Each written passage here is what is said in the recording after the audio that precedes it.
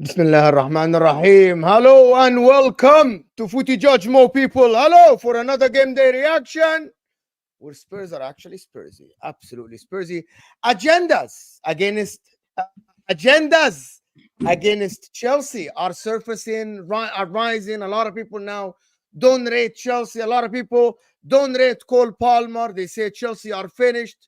Chelsea are done. Chelsea are absolutely horrendous. We'll see what that is about. And Man United as a club are finished. I genuinely think Man United are finished. Are done. Something is playing in the background. I don't know what it is.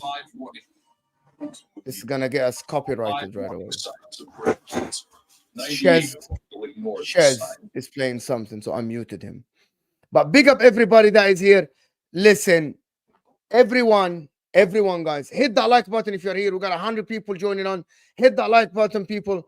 Listen, I don't know what is going on in the chat, but can we just now keep it to the football? It is done. It's over. The banter that was happening before the stream is done. Let's get the likes up. Hit that like button. I want to start with Manchester United first. I said that Manchester United are just finished as a football club. Just finished. Completely finished. They need a whole reset. They need a reset of the football club. And this new whatever thing, that the new board and the new thing is not enough. They might keep Ten Hag, you know. There are reports that Man United might keep Ten Hag. We'll talk Chelsea, we'll talk Spurs. But listen, hit that like button, people. Look at Anthony here. You guys know Anthony, of course. His channel is in the description as well. So hit that like button, subscribe to all the people's channels that are going to be. Ahmed is going to be here. Anthony, what are you saying? A draw today and they might keep Ten Hag. I say hello, first of all, to you, and good to see Will and good to see Olu again. It's nice to keep coming back here, man. I'm really enjoying it. So thank you to everybody in the chat. And yeah, let's be honest, it was another lackluster display of shit football. I don't really want to talk about the game as much as itself, as more so like the big picture here, because we're way beyond analyzing football anymore at the moment. The crisis point of the situation is not a matter of if, but when. But, 3 minutes in, I think it was, Eriksen's booked because we're just a little bit late to see them get through our lines again. And straight away, I'm just like, it's just ill tactical discipline. And Eriksen knows it. A player of his professionalism, you can see it on his face when he gets booked straight away. He's very disappointed. And straight off the bat, it's the bad turnovers in the first half was just all down to bad concentration. There was a moment where Harry Maguire in about 5-6 minutes just gave them the ball back flat out. It was just typical poor behavior from a poor football team. The way the opposition were able to get through the lines, it was like watching PlayStation, bro. Honestly, that's how you progressively pass the ball through when you click buttons on a PlayStation. You just look up, look for the nearest player between the nearest line, press X and R1 or X and whatever flow that you want, and it's right there. It was like watching clockwork, bro. I saw Johnny Evans get left in a gaping hole, but can you blame him? He's playing for Manchester United, not because he picks himself, but he ended up going up and having a man of the match performance, which says everything you need to know about our side at the moment. Rasmus Højlund is like, oh man, I can't describe what I'm looking at when I see him play. Do you remember watching him at all at Atalanta, Mo? Yeah, he was not bad. Of course he wasn't bad. So why is he turned into Rasmus Højlund at the moment? What the I hell's have no going idea. on? I think it's a Man United thing. I think everyone that joins Man United turn into a bad player. It's a curse, mate. I know that doesn't make any sense. I know that doesn't make any sense, logically speaking, but it is the reality. That's what I believe now. 100%. It is the reality now. I believe it's a reality thing that everyone that joins Man United become a bad player. Yeah. I see. Well, I don't know why. And that's why when I say the club is finished, it doesn't matter who you, unless you get a coach that. Here is the problem with Man United, that I don't believe that Man United will go and get the coach that will change the mentality of the club. I don't think so either, because Ruud looked like he was a lot more involved on the touchline yesterday. He was having conversations everywhere, jumping from seat to seat, and it's going to start backing that rumor that's going around that, he was there as the safety mat when shit goes south for Erik ten Hag.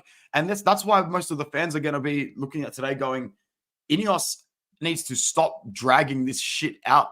Behave like a big club and just rip it off. Do what a Barcelona would do in this situation. Do what a Chelsea would do in this situation. Do what a Bayern Munich would do in this situation and just rip it off. You can't keep delaying this shit anymore. This club is not going to go on and win a league title this year, but this club can still make a decision today that shapes the rest of the calendar season. We are in October, for fuck's sake. We are not in April. There is a very good chance where if you get another manager in and just get all these egos in the locker room to pull it together for the short term, they can save face and it buys you time to reset again. Getting a new manager always galvanizes the squad anyway, man. If there's one positive I can take, I do like Mazraoui on the ball so far, especially when he can overlap a couple of players on the right-hand side, but it's working in theory, not in practicality. The amount of times I saw that side being absolutely wasted with poor communication between him, Garnacho, and Bruno Fernandes. Once again, just headless chickens, man. Players with talent, yes. With ability, yes. But with no direction. And attitude reflects leadership, bro. And there's absolutely no leadership in this club. There's no leadership in the squad. There's no leadership. I don't think there is enough talent at the squad, actually. Oh, no, there's not enough talent either. That is the you can't tell me that these players... You cannot tell me that these players are as shit as they look. No, they are not, but they are not as good as what a lot of Man United fans make them be. Agree. I would have to agree. Like Mazraoui, for example, are just a good footballer that can play a top 6 team, maybe a top half of the table team. The problem is Man United fans made us think this Mazraoui. Look, I watched Mazraoui. Mazraoui is not that great. Amad Diallo, average footballer. Madueke is better than Amad Diallo. Garnacho is an average footballer. 100%. Rasmus Højlund was good, right? Xerxes was good at Bologna. I don't know how good he is at Man United. Kobe Mainoo is the only player. In my opinion, there's only 2 players at Man United that are maybe a trajectory for a team that can challenge for the title. Kobe Mainoo and Amad Diallo. Everyone else is maximum a top 6 player. Everyone else. Yeah. That is my take on Man United, to be honest. Yeah. They are way behind the likes of Chelsea, Newcastle, Aston Villa, way behind. And people don't realize how bad it is at Man United. You know when people are going to realize? I'm going to tell you why. Because I sat on streams and talking to Man United fans, and they kept telling me, we changed the manager, we're going to play better. I agree, but you're still way behind. Yeah, no, I think Man United, I think a lot of Man United fans probably already are at this point where they know things are really, really bad, right? And one thing I've always said, or you've heard me say this a couple of times, a root and branch sort of removal of everything that was the old, and you can replace with something new. That's what needs to happen, right? Again, I'm talking from a experience of seeing Arsenal have to do that when we gutted out executives and so on and so forth, right? So I think the same thing that's happened in United, but I think the biggest indictment to this United team, and we could talk about the game in a sec, but I think the biggest indictment to this United team is the lack of fear factor. Like before, United would rock up to a stadium, and even you as a neutral fan watching the game would go, there's a fear factor, there's an element of this is United turning up, and within, no matter what, they will get a goal. No matter what, they'll win this game, right? Now it just feels like you watch the game, you just go, there's no emotion towards United. It's just, they're just there. I said it the other day, Olo. If you remove the shirt on Old Trafford, Man United is just a mid-table club, and everyone agrees with it. Like you won't be surprised that they lose games and just get points here and there. Like you won't be surprised. You're like, yeah, a point is good for them against Aston Villa away. That's very good for Man United. I don't know why people are surprised. Yeah, a lot of people have that pride thing about Man United. They still have that pride thing. Well, if you look at it, a point away at Villa for this team is very good. Very, very good. That is true for this iteration of United. But you can remember a lot of people have grown up with United under Sir Alex Ferguson, right? That is, and again, it's funny. That's the only reference point they've got. Sir Alex Ferguson's team. Nothing after that. I mean, yeah, don't get me wrong. Van Gaal wants stuff. Can I say something that people is it a good statement that I say Alex Ferguson is bigger? A lot of Man United fans banter Man City and say Pep Guardiola is bigger than your club. The late years prove that Alex Ferguson is bigger than Man United. Exactly. I don't know about that. I want to hear Olo finish though. He was saying something really, really interesting. What was I saying? I was saying, so a lot of United fans are probably still viewing the club under the guise of the Ferguson era, right? Sort of that inevitability of a team, right? Man United were known as the team that can go and to be the 90th minute and they'll get a goal and they'll win, right? And I think that sort of view of United and not sort of coming forward to what they are now has clouded a lot of United fans, which is why, look at Ten Hag, and there's a lot of arguments about whether he should stay or he should go, right? He's not been good for over a year and a half.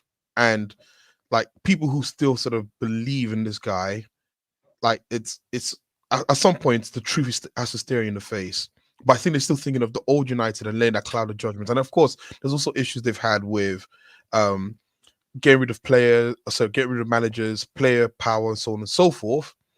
But still, like this is a really bad United team, and this is going back towards our time, the 70s when United were relegated. This is how bad this United team is now. But that's what I mean. For the people now, Alex Ferguson is bigger than Man United. For the people now, yeah. Let me tell you the difference. For Chelsea, they won with Ancelotti, with Conte, with Di Matteo, with Mourinho. There's a bunch of managers that won at Chelsea. So we cannot say that this manager is bigger than for Manchester United now. Those are some pretty big names that rock up to Chelsea. And this is the point I was trying to make. Like, they need to rip it up right now, Mo. I think the last time you had me on here generously, I said that we need to detach completely from the Sir Alex Ferguson era. We might not start winning games properly until he stops coming to games, to be honest, man, because it's all down to fundamental psychology at this point. The badge on the front of the chest is too heavy for anybody on the back. It's literally a case of the higher you fly, the harder you fall. And you've never seen a case in football quite like Manchester United's in terms of that metric. They need to really detach themselves from the past, build something, and only look ahead to the future. Forget everything and just move forward, because Yeah, the players, they need to be better, but they can do a lot better. And the next managerial appointment, it does need to be an important one, which brings a I whole other promise you, topic of I who would actually it be, have a but no one knows. I have a feeling that the next manager for Man United will definitely be a name that will fail. It won't be an Antonio Conte. It won't be a Hansi Flick. It won't be a guy that will change Man United. It will be Ruud van Nistelrooy, for example. That's what it will be, to be honest.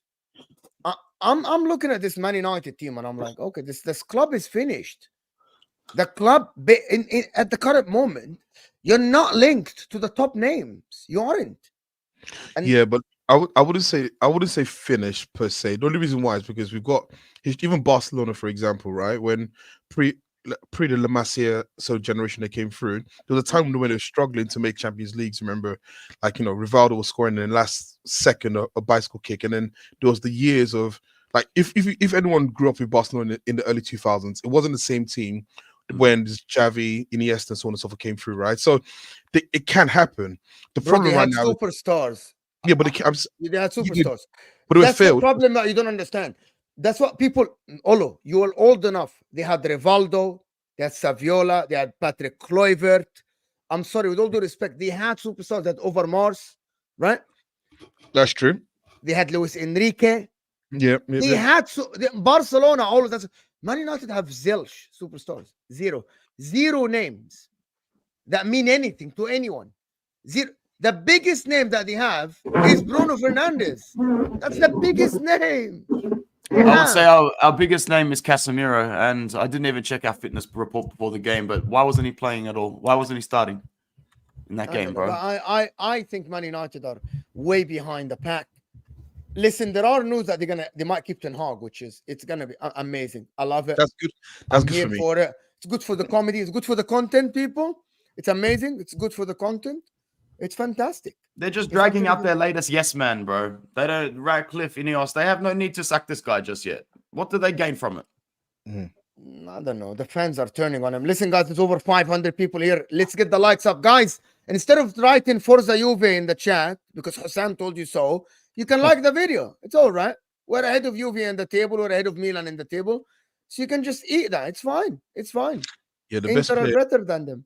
Best player in Italy was let's see, Alessandro Del Piero, or was it David Trezeguet, or was it Pavel Nedved? I'm just trolling you. Anyway, it's always the best player to ever play in Italy. Was always an Inter player, from Lothar Matthäus to R9. Always been. That's the thing. But listen, for Man United, I think they're finished. I think they're done. Like, unless the new managers become a Hansi Flick or someone decent. Can I ask the Chelsea guys a question, and Will as well? Do we think Man United can go into the process thing as well? Like other clubs can do a process, can build and do all these things? I mean, Does anybody believe in the process thing? They can, but not with Ten Hag. I think it just depends on whether or not the fans are going to be willing to be patient enough. Would they be willing to accept maybe a season or two where it's not working out so well, like it's done with us, and be able to hold it for a bit? I don't know if they're going to be able to do so. Because if they are, then I think they can. But I don't know, man. I said on the Lahwa that people watch Man United for the jokes now. Nobody cares if they win. Like, if Man United win, nobody cares. By the way, if Man United won today, we would have been just joking about Ten Hag staying. It wouldn't be because Man United won, we care. If Chelsea won, we care. Liverpool, Arsenal, we care. We don't care about Man United. No one cares. No one cares. It's been a while since anybody's cared about Man United in the league. They haven't won a league for over 10 years. It's again, like, I feel like you've United, like, I can't believe it's already a decade since like they won a trophy in the EPL. It's crazy how time moves. It's crazy how time moves. The last time they won a league, I think I was in year 8. Bro, what's that? I actually take it a step further. The last time Man United name was mentioned to win any big title was 12 years ago. Any. Yeah, it was. Like it's forget winning. Guys, Man United have not been in the conversation to win the Premier League or the Champions League for 12 years. Although I do respect the Europa League. It doesn't make you a big club. Do you know why it doesn't make it? It's not enough. Because Sevilla and Villarreal won it. It doesn't suffice, but in terms of an isolated trophy, I do respect it. So if anybody was to win the Europa League, that's actually for me quite a commendable trophy. But it's regards to the standard, it's definitely dropped a peg or two in the last few years. More than a peg.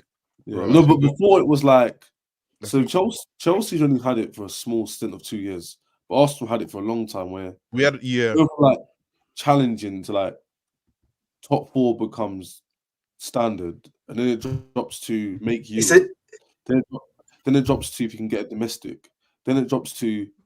Remember, I've said before. Mo, I think I've said this to you before, Chelsea. Yeah? It's called managed decline. You know, you don't you know what I mean. It's not. It doesn't happen like straight away. Slowly. It's a managed decline. It's slowly over time, and it slowly happens over time. It started by the banter. It started by the banter. We had a better season than you when they won the Carabao Cup. Exactly. Two things I want to say. I've taken it back. I've changed my stance. So last year, I was on this show trolling Arsenal, but now I changed my mind. I told you last year. I've put my club in Man United shoes, not Arsenal shoes. And if we won the FA Cup, if we win the FA Cup this season and come 8th, I'm pissed. Of course, you're so pissed. I ain't happy. Be, bro. That's a horrible standard for any of last year, I still stand by the fact that it's still more successful because factually it is. But in terms of how you feel as a fan and whether your club's going, it's not what I'd want to have. But last year, take lessons about finishing 8th and winning a cup. Take lessons. What about that? Take lessons on how you should feel about finishing 8th and winning a cup. Listen, listen, I'll tell you this, right? The irony. Wait. No. We won a trophy. Guys, we're not going to do this because actually last year I was the one who actually said that the trophy masked the issue, and I said Arsenal, we used to do this. We used to fool ourselves into thinking that because we won the FA Cup, things were all rosy, and what you could see was a decline was happening slowly. So it happened from when it was 4th to 5th to 8th, right? And the trophy itself was making us believe that there was something behind it, which was tangible. But the reality was that when you looked at the actual team and how we were played, it was bad. I make this joke all the time. United fans were like Arsenal fans. We never used to watch highlights of the games after the weekend, right? For a long time, I didn't watch Match of the Day. I didn't go on Sky Sports. I didn't look at those things because it was depressing. And this is what's happening to United right now. And I think, like, sometimes you just have to face up and look at it and say, you know what?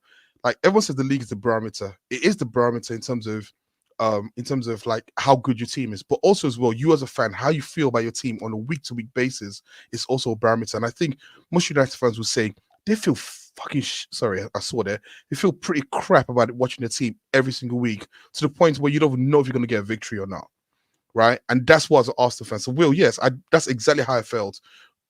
Once the trophy happened, I was happy. We beat Man City, we beat Chelsea. It was great. But then I had to face up to the fact that we finished on 0, and I mock Ahmed all the time, but we finished on 0 goal difference that year. It was depressing. You know what it is, yeah. It feels like there's just like a lack of hope. That's what it is, man. That's the worst position you could be in, by the way. When you have no hope for your team, yeah. And I remember when we were like in the when it was like when we finished 12th that season, yeah, I had no hope for our team, bro. I was like, yeah, we're just losing that game week in, week out. Like, that's the worst position you can be in as a fan when you have no hope. It's definitely positional wise worse than most top 6 teams, but at least it only lasted 1 year. That's what I'm saying, though. I'm just trying to relate it to like us, for example. You know what I mean, bro? Yeah, relatively speaking, obviously, Man United haven't finished 12th. Yes, but we finished 8th last season. It might as well be 12th, isn't it? It's like they've just had like their worst start to a season ever. You know what I mean? Like Ten Hag's broken like historic records, by the way, which is like. So, the most question earlier, they're not finished. Like it'll be really naive for me to say, oh yeah, they're completely done forever. No, like football. No. Football happens in cycles. Like literally how it is. Clubs go up, some go down, some go around. It's just how it is. But I believe you, but I think at the current moment, the way the club is acting, currently, the way that Ineos, Mo, if you look at the next 3-4 years, then obviously they're not going to go from where they are now to usurping 3 big clubs. Like it's and 4 if we want to include Chelsea this season. For us to all 4 and them just to overtake us would take a lot of things to change at Man United, like a lot. And can that happen within 3-4 years? When if we look at our squad, Arsenal squad, and even City squad, all our mean average players is like 21 to like 25. So our players ain't going nowhere. The problem is So- they're in denial. Last season, when Man United won the cup and they pushed Chelsea to the Conference League, they told Chelsea, and everyone here did shows with me, apart from Anthony, about the Premier League last season. I kept it consistent from game week 4.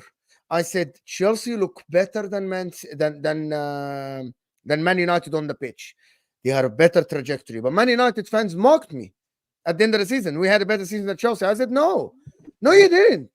Because who cares if you won the cup? You freaking winning by penalties against Newport and winning against Coventry City, and Coventry scores 3. You look like shit. And Man United like, no, you're a hater. Look at them now. There are miles between the two clubs now. We beat a drunk Manchester City, bro, on that day. There are miles. We sat on stream, especially me and Ches on the Football Terrace, and Man United fans told us we are better than Chelsea.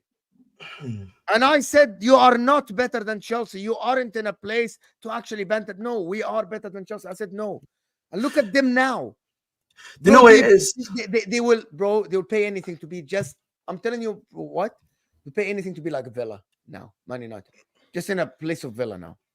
Or Newcastle, like, just come on. Man United, that's the thing that people don't understand. It'll take years unless they get a top coach. And already Inzaghi said no. Hansi Flick said no. Thomas Tuchel said no. They're rejected.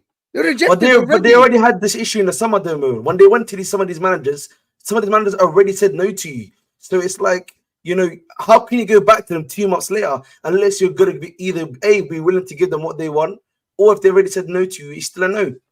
So like, I don't know, man. Last season, United, I was saying United reminded me a lot more of Conte when he was at Spurs, where, you know, he was getting results, but the performances were cooked. And, you know, eventually, you know, the performances... There's a different story. No. I'm saying the point that I was trying to make, though, was that, you know, when your performances are so bad for so long, they have to catch up to you eventually, you know. So that's the point I'm trying to make. But yeah. Oh, well and good. I'm just to finish on Man United. If Ten Hag stays, that just, for me, fans should be protesting against Ineos. He's not going to stay for much longer, Mo. They're just dragging it out as long as they possibly can. And if it means the start of November, so be it. If it means on the cusp of Christmas, so be it. The guy is on borrowed time. I thought he should have been done yesterday, the day before, last week, last month. But don't expect him to be here much longer. It's just, I do think it's media stat padding. Well, yes. I know, bro. I wish I had that answer, man. I know what they're waiting for. They're waiting for Alex Ferguson to give the green light, because for some reason he seems to have so much power in the club. Could be. You have to wonder, though, why does he still have this much power, bro? Like, I know Alex Ferguson is a great manager, everything like that, but like at this point, bro, I don't want to be disingenuous. We disingenuous. No, apparently he does. People believe that. People really believe that he has to get the green light.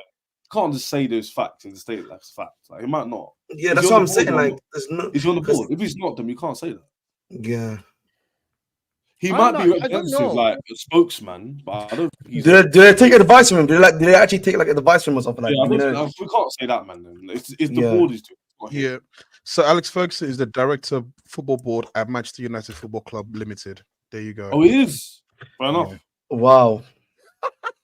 It's actually fair enough. I wanted to actually make sure we don't want to spread that. But that's fair enough. That was in 2013. He was put on it, and he has to say in Footballing Matters. He's director. Yeah.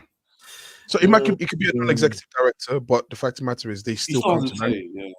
Yeah. So the thing is, I feel United are at points right now where there needs to be a clean break from what it was before. I'm not in a bathrobe. I'm in a Harry Potter sort of hoodie because it's cold, man. Jesus Christ. That's man.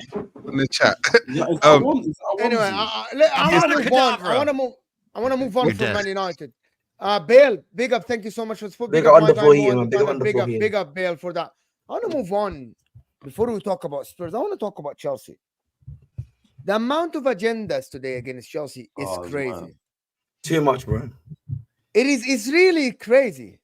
I've seen it all in one game. We didn't even lose, but I've seen literally all their agendas come out in one game. Tell me about it. They're waiting for us to lose, you know, man. They've been hunting for us to lose. Tell me, you know? I want you guys to tell me. I'll tell you what I've seen. If I speak, I'll be at Moat works for Chelsea. Because they'll say you have an agenda, so I'll be objective here. What I've seen is You couldn't beat a 10-man team. You couldn't play against a low block. Fact. Your players went missing. Your defense is crap. Apparently, we got that from this game. I knew you weren't gonna finish top 4. Your squad's average. Your manager's overrated. Fact. Watching you play the big teams. Fact. Apparently now Fofana and Kukola are one of the best centre backs and left backs in the league. Now they're going missing for the next game. Fact. Apparently they're one of the best centre backs now. Apparently, Apparently, a big loss. Now it's a big loss because they're not playing Liverpool, but I thought they were rubbish. Interesting. So it's obviously we get it. It's football tribalism, in it. You lose a game, people waiting for you to drop points. Like, I'm not going to be naive and think that doesn't happen. But at the end of the day, today's result had zilch to do with any of those things. It literally just was a case of we didn't take our chances. Nottingham Forest have the second best defensive record in the league this season. They're one of the hardest teams to play against factually in this league. They're doing quite well this season. They went to Liverpool, a team that's doing well in the Champions League and the Premier League, and won. They beat Liverpool away. How many teams on this panel can say that in recent years? None of us. So my thing is, they played well today, even with 10 men or not. If you know ball, you know with 10 men, it's actually harder to break teams down, as we've seen twice this season, or 3 times this season, actually. But yeah, today's was just finishing. You know what it is? I don't think it's... You know, you know what it was? Yeah, I had the joy today. I'm not going to neglect that. I think they had chances, but I don't think it was chances like where the defense was a mess and it's ricocheting and it's like, oh, Sanchez made 2 good saves from 2 shots that were kind of like half chances. You know what it is? You know, I had the pleasure today of watching us attack in real life. You know, actually go to the game and see how we went to the game. Yeah, I went to the lovely. Game. So I just think, you know what we were missing? Like, I understood when he brought on Felix in that 8 role, but like I feel like, you know, a big issue for us is when we get into that low block position. Yeah, sometimes we need that one pass. You know what I mean? And we sometimes lack that one pass at times. Like I've seen it, particularly centrally, we just lack it too much at times. And I think for me, hearing Dewsbury, who unironically, like something like that, some guy like that should have probably come in there to actually at least have helped to make something like that happen. That's what it was for me, more than everything else. I think the chances we missed, the Nkuku chance, unlucky. But if he comes on like after half time, because Jackson today was a bit tired. I don't know what was wrong with him. He just wasn't up to it today. You know, he should have probably played in the squad. I think for me, to fight everyone, including his teammates. He should have probably. Yeah, he should have not probably played today. I think for me also, Madueke today, yes, he got a goal, big up to him. But I think what frustrates me is that a lot of the time, his decision making is just not always on point. It's either too much or just too little at times. So I feel like, again, Neto probably should have come on to a lot faster. I think if the sub happens a lot faster, we win that game.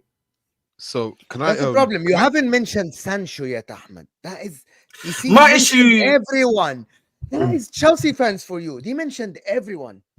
You haven't mentioned but I don't think Sanchez for the back. Yeah. I think Madueke had a better game than him. Palmer had a better game than him. The problem with Sancho was that I don't know if it was Maresca that told Cucurella to stay back a bit more, be a bit more defensive, but he was lacking what's it called, an overlapping run or inverting run, and that's how he usually works really well. Overlapping run. Cucurella never overlaps, bro. Not there.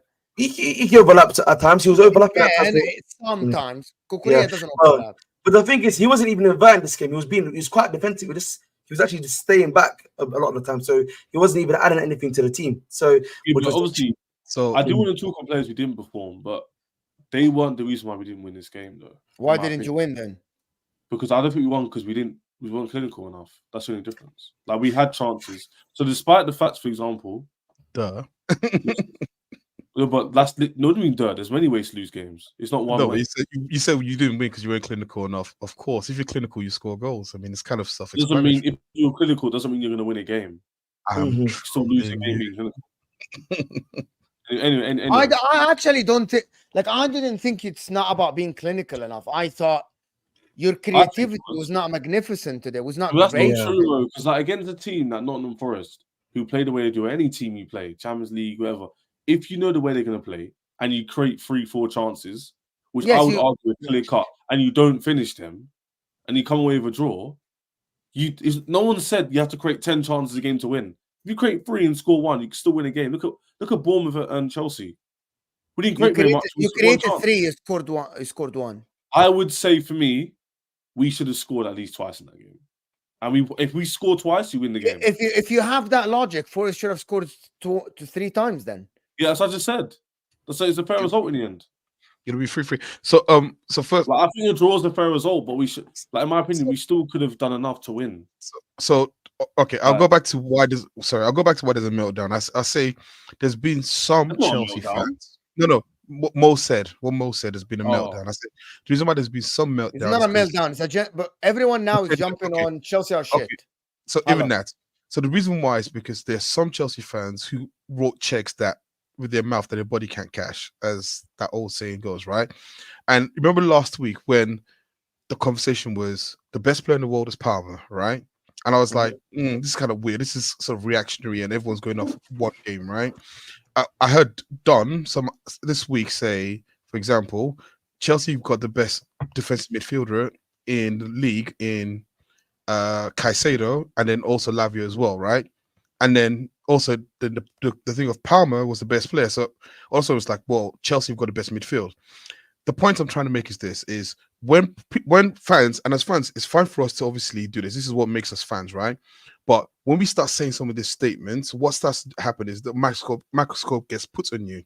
And when your players don't play a certain way, then what naturally happens is people do the banter thing. Look, I think to Ches's point, Chelsea should have scored. I think Palmer skill was amazing. When he went, I flicked around the player, and the only problem that he had to use his right foot, which I don't think is probably as comfortable on his right foot as his left. He still had a very good connection, to be honest. I'm happy he took it. That's Sancho, by the way. I think the Nkunku miss was bad. That was horrific because he was in the middle of the. By the way, guess you set that up. Let's not talk about that bum, please. Let's not talk about him. Look, I said also last week that the real test starts from next week. I didn't actually think it was Forest. I thought it was Liverpool was the next game, so I was wrong. I think the real test for Chelsea and what this new Chelsea makeup looks like starts from next week or the week after when they play Liverpool. That's when we'll start to know what this Chelsea team is really made of. I still think. What do you expect from Chelsea against Liverpool at Anfield, though? I really want to understand what people think is going to happen in that game. I see the midfield getting overrun, but I've got an issue with Chelsea's midfield in terms of their size. I see Chelsea losing. Yeah, which is, by the way, it is expected. Are you guys expecting Chelsea to go to Anfield and win? Yeah, Mo just made a good question because people talk out two sides of their mouth. Because one breath they'll say we're not that good, and like we still need places to go. Then they'll say we're looking at the Liverpool game to see how good you are. No, but I beat Liverpool. That's a statement, right? That's a statement. Yeah. Why would you even say if you beat Liverpool? How do you even think that will happen? Though? I don't. I'm just there's always a possibility. I just think for me, it's not impossible.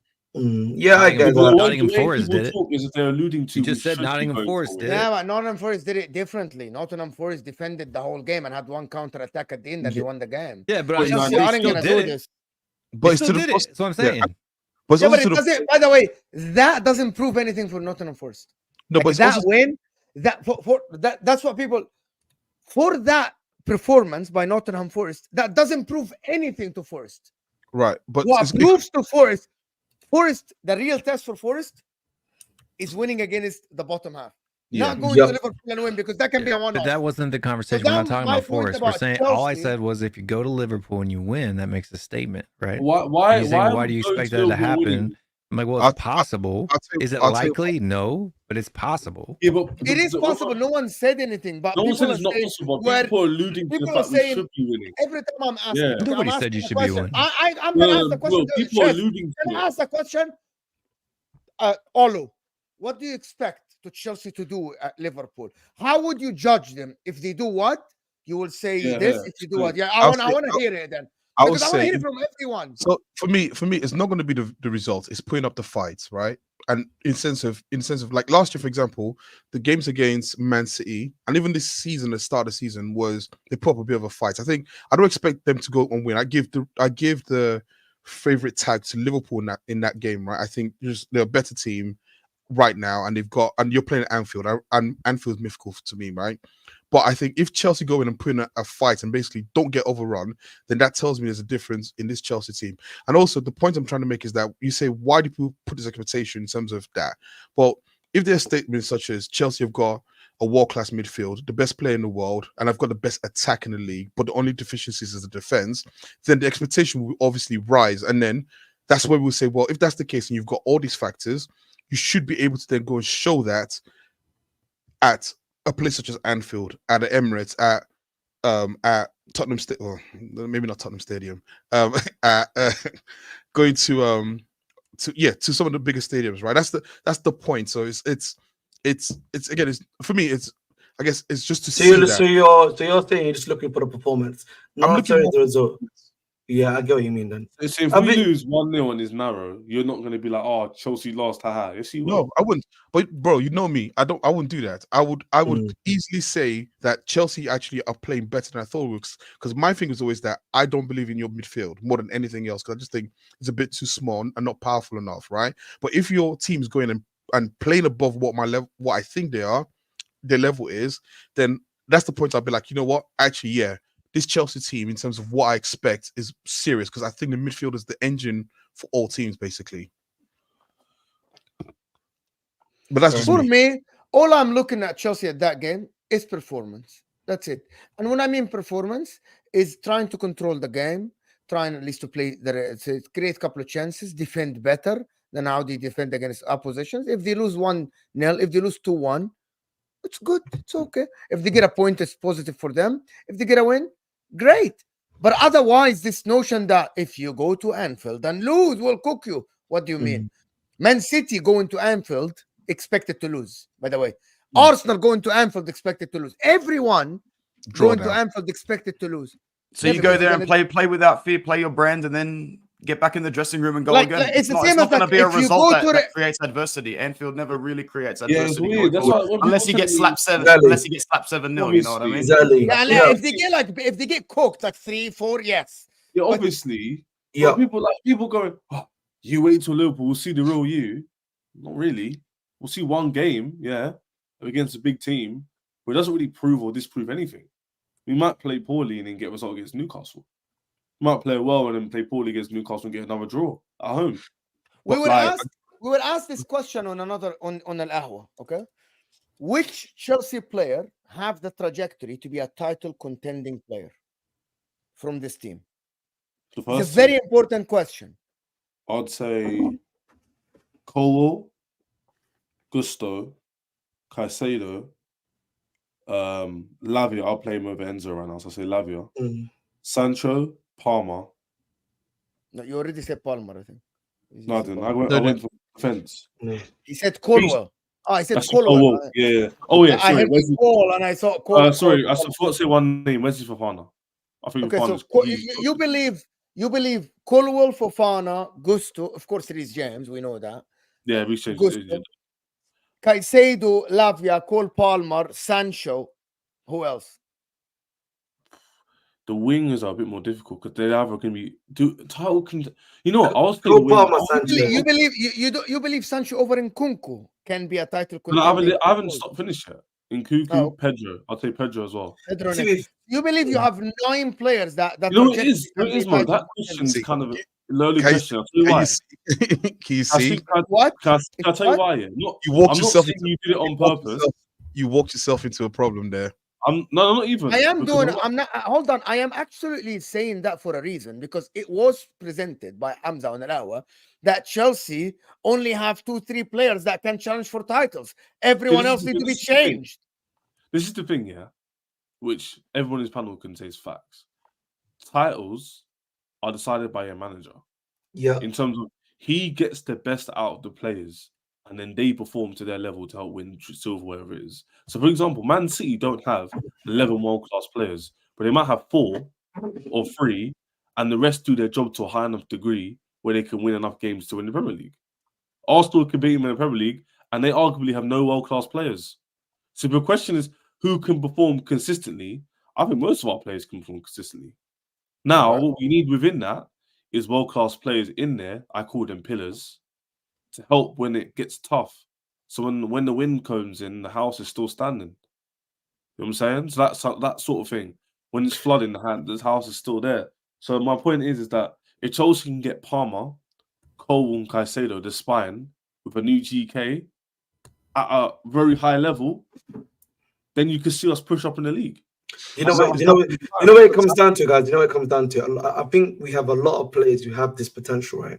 It's just going to come down to the manager being able to nurture them and them themselves developing, you know, to get to that level. That's all it does come down to, and you just gotta hope they can do that, man, because that's what we're hoping for. And they're starting. So I think a lot of them are starting to show that they are able to do it. That's one thing I will give them. You know, is that based on perceived talent as opposed to? Yeah, we haven't seen it, so it's just what we think. That's what I'm saying. It's perceived. You know what I'd say? Perceived and latent talent. It's perceived and latent talent, if that makes sense. Yeah. So I'd say. I'm gonna say a statement.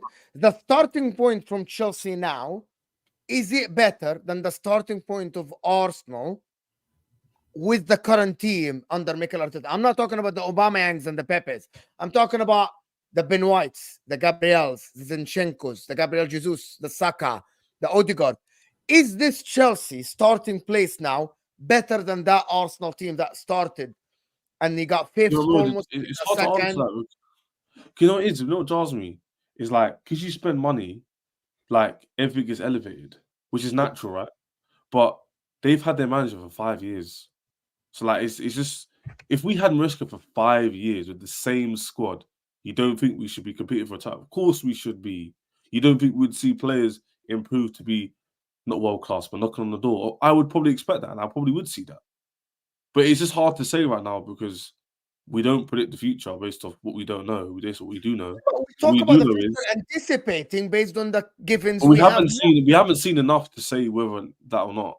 I've seen enough from Palmer, Caicedo. I've seen enough from certain players who are performing really high. I've seen Colwell enough. I've seen Korea enough. I've seen Malagusta. Hamza's statement was, "Oh, I don't see a team ready to compete for the league." But based off what? Why is he saying that? That means he doesn't perceive certain players at that level. But that's subjective. That's a lot. Yes. Oh, by the way, that's a lot of people thinking that this Chelsea team is only good for top four and they will need an overhaul again to challenge or win titles. And that's because they're looking at their current level and the way they're playing right now. Football's it's not stagnant. I always say, you know what it is? People looking at our squad like it's going to be like Pedro plays at a 5 out of 10 because he's 23 years old. He's going to play that forever. Palmer is good right now, but he'll decline. I think Madueke will get football doesn't work. Bro, they're not looking. Listen, right now it's the beginning of the season. They're not looking at us here when it's like game week 27, 28.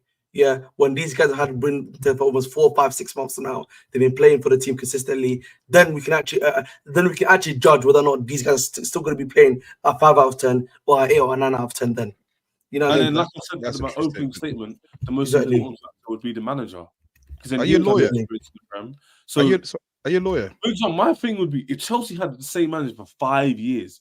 This is why I mock Arsenal for 5 years. If I'm not winning something in 5 years with the same manager and the way my team spends money, that is embarrassing. Oh, God, don't do that because again, I'm talking for me, my club, man. No, I'm just saying. You wouldn't do that because again, if Pep is here 5 years time and you're challenging against him, about Pep, man. You would have the same excuse about we're going against. We didn't lose the title because of Pep. We lost the title because your own team. Yes, I know that. I'll be honest. If I'm going against Pep, I just have to. I have to accept. Yeah, I'm going against him. So listen, exactly. I have to hold myself accountable. Not Pep, not compete on his wins. I know that. I'm saying you can hold yourself accountable. That is true. But listen. We are football fans. We're all delusional. That's why we make excuses for our teams.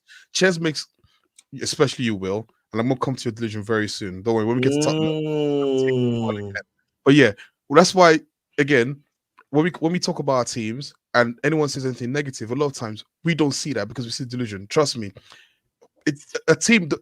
It takes a while to build a team. Right, and Chelsea fans, as a Chelsea fan, you're seeing that right now. It's taking 2 years to build what is the resemblance of a good team. You see United try and build a team since Sir Alex was here, and they failed miserably. So it's not a linear, you just buy players and then within 5 years you should have won something. No, there's a lot more work involved. And then if you add in someone like Pep, who's absolutely bossing football right now, I mean, it makes it even double but more but again, he's an example of what I said to you about the reason why I said 5 years here is because you've seen me on these teams for over a year now. I have backed my management and ownership from day one. Facts. Day one, and people mocking me going, you're still Bowley in. The whole time I defended them. People, what about your transfers? All young players. I was like, bro, they're going to buy experience. They did. So my point is, I believe that our ownership is actually quite good and is underrated. And that with the same manager for 5 years, the money we spend, our wage bracket, all that sort of stuff, I think it will help us in good stead in the future. So that's what I'm saying in 5 years' time, based off where we are now, if I don't say league title or something major, for me, that's a really big failure. And even the ownership would say that themselves. You think they're spending 1 billion to come back in 5 years' time and not got returns in trophies and league positions?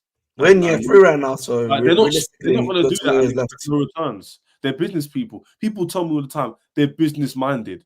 Well, if they're business minded, they'll know winning is the best way of making revenue. So then why would they be in 5 years' time, not like me, and be embarrassed with no trophies? I'm sorry, we're not the same, man. If Chelsea are winning trophies in 5 years, the fan base will end up like Man United's. They have no standards. Like, you know what? All right, we'll see. Yeah. Like I said, it's the 6th of October 2024. We'll reconvene in 5 years' time. 5 years? You think Chelsea will do it in 5 years? He's saying we won't do it. That's what he's saying. 5 years, Mo. 5 years. You believe? Okay, hold on. You believe Chelsea fan base will have Maresca in 5 years till we're gonna win next year? Next year FC. No, they won't. You believe that? Okay, No, can I ask a general question? Do you know Chelsea fans to be like this? It's got nothing to do with Chelsea fans. I don't understand why. What is it gonna? It's actually the fans are the hard. It's nothing to do. But still, Mo, we know this. It's nothing to do with the fans. It's everything to do with the ownership. If the ownership want a manager, they will keep a manager, regardless of what fans are saying. If they want to get rid of a manager, they'll get rid of it. For example, and I'll even use Chelsea example. You guys had Carlo Ancelotti. You loved Carlo Ancelotti. You wanted Carlo Ancelotti to stay, and Roman got rid of him. Nothing to do with the fans. Sometimes we get ourselves to a delusion saying that if we want a manager, we'll keep him. Unless you're an ultra and you're going into the what's called the training ground and knocking it down and saying you want the manager's head on the spike, you have no, like, it's going to come down to what the ownership wants. And if they want Maresca for 5 years, they'll keep him. If they want him for less than 5 years, they'll get rid of him. I tell you right now, my ownership is ruthless, and they've made mistakes in the first year, which has kind of made people doubt them. But the reason why I backed them, I'll tell you why, it's because their approach was bold and they were willing just to stick by it. Even when everyone was telling them, yo, why are you buying so many 18-year-olds? And they kept doing it, and then they bought the experience. And they took that advice. And So my point is, I don't see my ownership sitting there in 5 years going, you know what? We're competing. Bro, they sacked someone. Unlike Man United, I don't know what the guy's called. Nice to meet you, bro. Unlike their dusty club, who kept their manager after winning a trophy, we got rid of ours. Because even though everyone was telling me on this show, why'd you get rid of him? Continuity was crap. Oh, we took 2 days to a report. We ran for a second, yeah? We ran. They're telling me, yo, Ches, you're delusional. Poch was the best thing that happened to you. It wasn't all his fault. Shut up. Because we're now sitting in 4th position. This time last year were Man United's points. This time last year. But people were telling me, no, your ownership don't know what they're doing. Well, they do, because they sat them with, you know what? Doesn't mean you'll stay there, because this time last year we were first. Yeah, but you're Spurs. No offense. You plateaued like you always do. No, all offense in that. Like, on Spurs, what makes you think that you guys are going to continue? I've got to say this, on Spurs, you don't need to be angry. I'll tell you why. Your not team, angry. You shouldn't be. Your team's mediocre. You know what I would say? My team's not mediocre. You're average. You're average. You know why? Sometimes you win. We're better than Chelsea. That means. You know what it is? Wait. Talking about mediocre, can we talk on Fitbit? Sorry, Enzo. Just ever so briefly. Because my agenda on Enzo, I said he's going to be on the bench by this time, by 2025. And I think I'm starting to feel like I'm gonna win that bet. I bet Joey, and I said, I think it's gonna happen a lot sooner.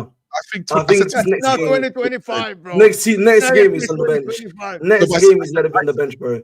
I said riding the bench, as in he's now going to be just a bench player by 2025. Honestly, I could see Lavia playing consistently for us, and I think the manager himself has been coming out saying we need a physical 6. You know what I mean, a tall 6. So it's not looking. It's not looking good. Mo, who's been saying physical player in midfield for almost 2 years now? Who's been saying it? Just tell him. You were saying that. Thank you very much. You have. I think Lavia. If Lavia comes to his team, it's so much more balanced. Lavia's big. Like, Lavia's not like a small midfielder. I know. No.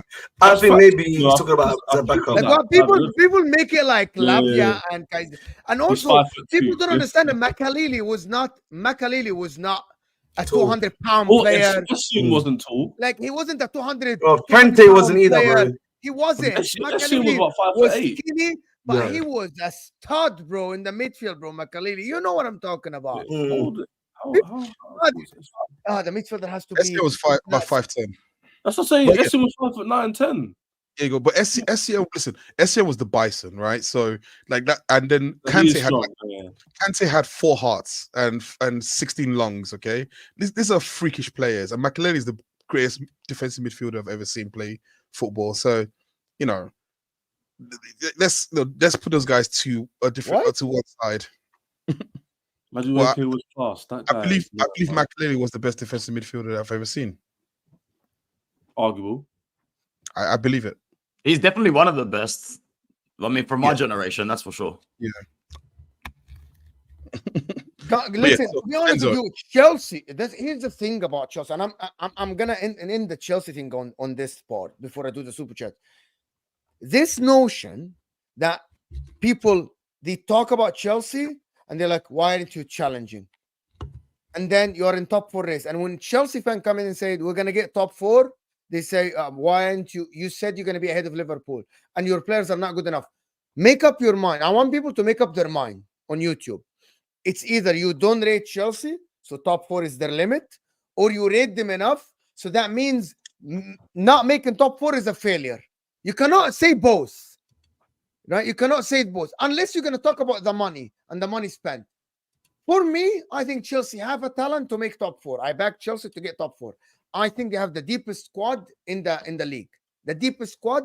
What I mean, the deepest squad, they might not have the quality of Liverpool or quality of Arsenal, but they have the deepest squad to go in 2-3 competitions without affecting the performances, which is Chelsea's performance is a top 4 performance. It is not challenging. It is not top 2. No, that's fact. I said this. It's not top 3. It's not top 2. Very simple. But people, you said you're going to finish ahead of Liverpool. No, some of them, Don, listen, Don comes on this channel. Chez is here. A lot of Chelsea fans come here on this channel, right? This is simple. It's simple as this. They said, we might finish. We have a chance to finish it above Liverpool, right? We have a chance. If you don't believe they have a chance of finishing ahead of Liverpool, so you don't rate their players. So why are you putting pressure on them then? Why every time they draw a game, you don't like, you failed? Because of what? Because of they said they have a chance of finishing above Liverpool? Liverpool fans themselves and Arsenal fans themselves, they say we're gonna win the league, right? Are you better than Man City? None of them say yes. Not one. Bro, not one person says we're better than Man City. But they say gonna win the league. I say 1A, 1B. Well, yeah, but on that before we end on Chelsea testament, literally, I was thinking that when I was after the game, I was thinking this performance this result and performance is what you'd expect from a top 4 team, where you'll beat teams where you don't deserve it, like Bournemouth, but then you'll draw at home to Palace. The title-winning team would have only drew one of those games. If we were a title-winning team, we would have won today and would be sitting what's that? Second right now. Basically 1 point behind Arsenal, right in the pack. But the difference is we're just not that good yet. And the thing is, we're more likely to have blinded and put their head in the sand. Going Chelsea, you mentioned Chelsea expectations, but they finished 12th, bro. That was 2 years ago now. Football's moved on. Chelsea, a new team. The same way Arsenal went from the banter club to now we have to stop bantering them in that way. Banter them in different ways. We can't banter them at being media anymore because they're not. Yeah, So keep even when Man City lose Pep, Man City lost Pep, but they're not going to drop from first to competing for 8th again like Man United do. No, Like, so Chelsea from now on won't. I don't think. I hope not. We'll end up. Hopefully not in Europa League. We shouldn't be there anymore. We should be more. I just think this whole conversation is silly, right? You guys are on 14 points. It's game week 7. If Brighton wins next week, you guys are 8th. It's like, why are we even having this conversation 7 game weeks in about you guys getting top 4? Are you doing? Let's wait. And the league is always like this. Exactly. People always talk big in the first 10 games of the season. Then come Christmas, the table looks completely different than it does. You guys are like sitting here, like shaking your bum, saying that you guys are playing like a top 4 team. I don't necessarily think you are. A top 4 team doesn't lose to Nottingham Forest at home. So why are we draw? Because it's game week 7, bro. So I know what I'm not stupid. It's game week 7, so the points don't reflect the end of the season. But I'll tell you this, yeah.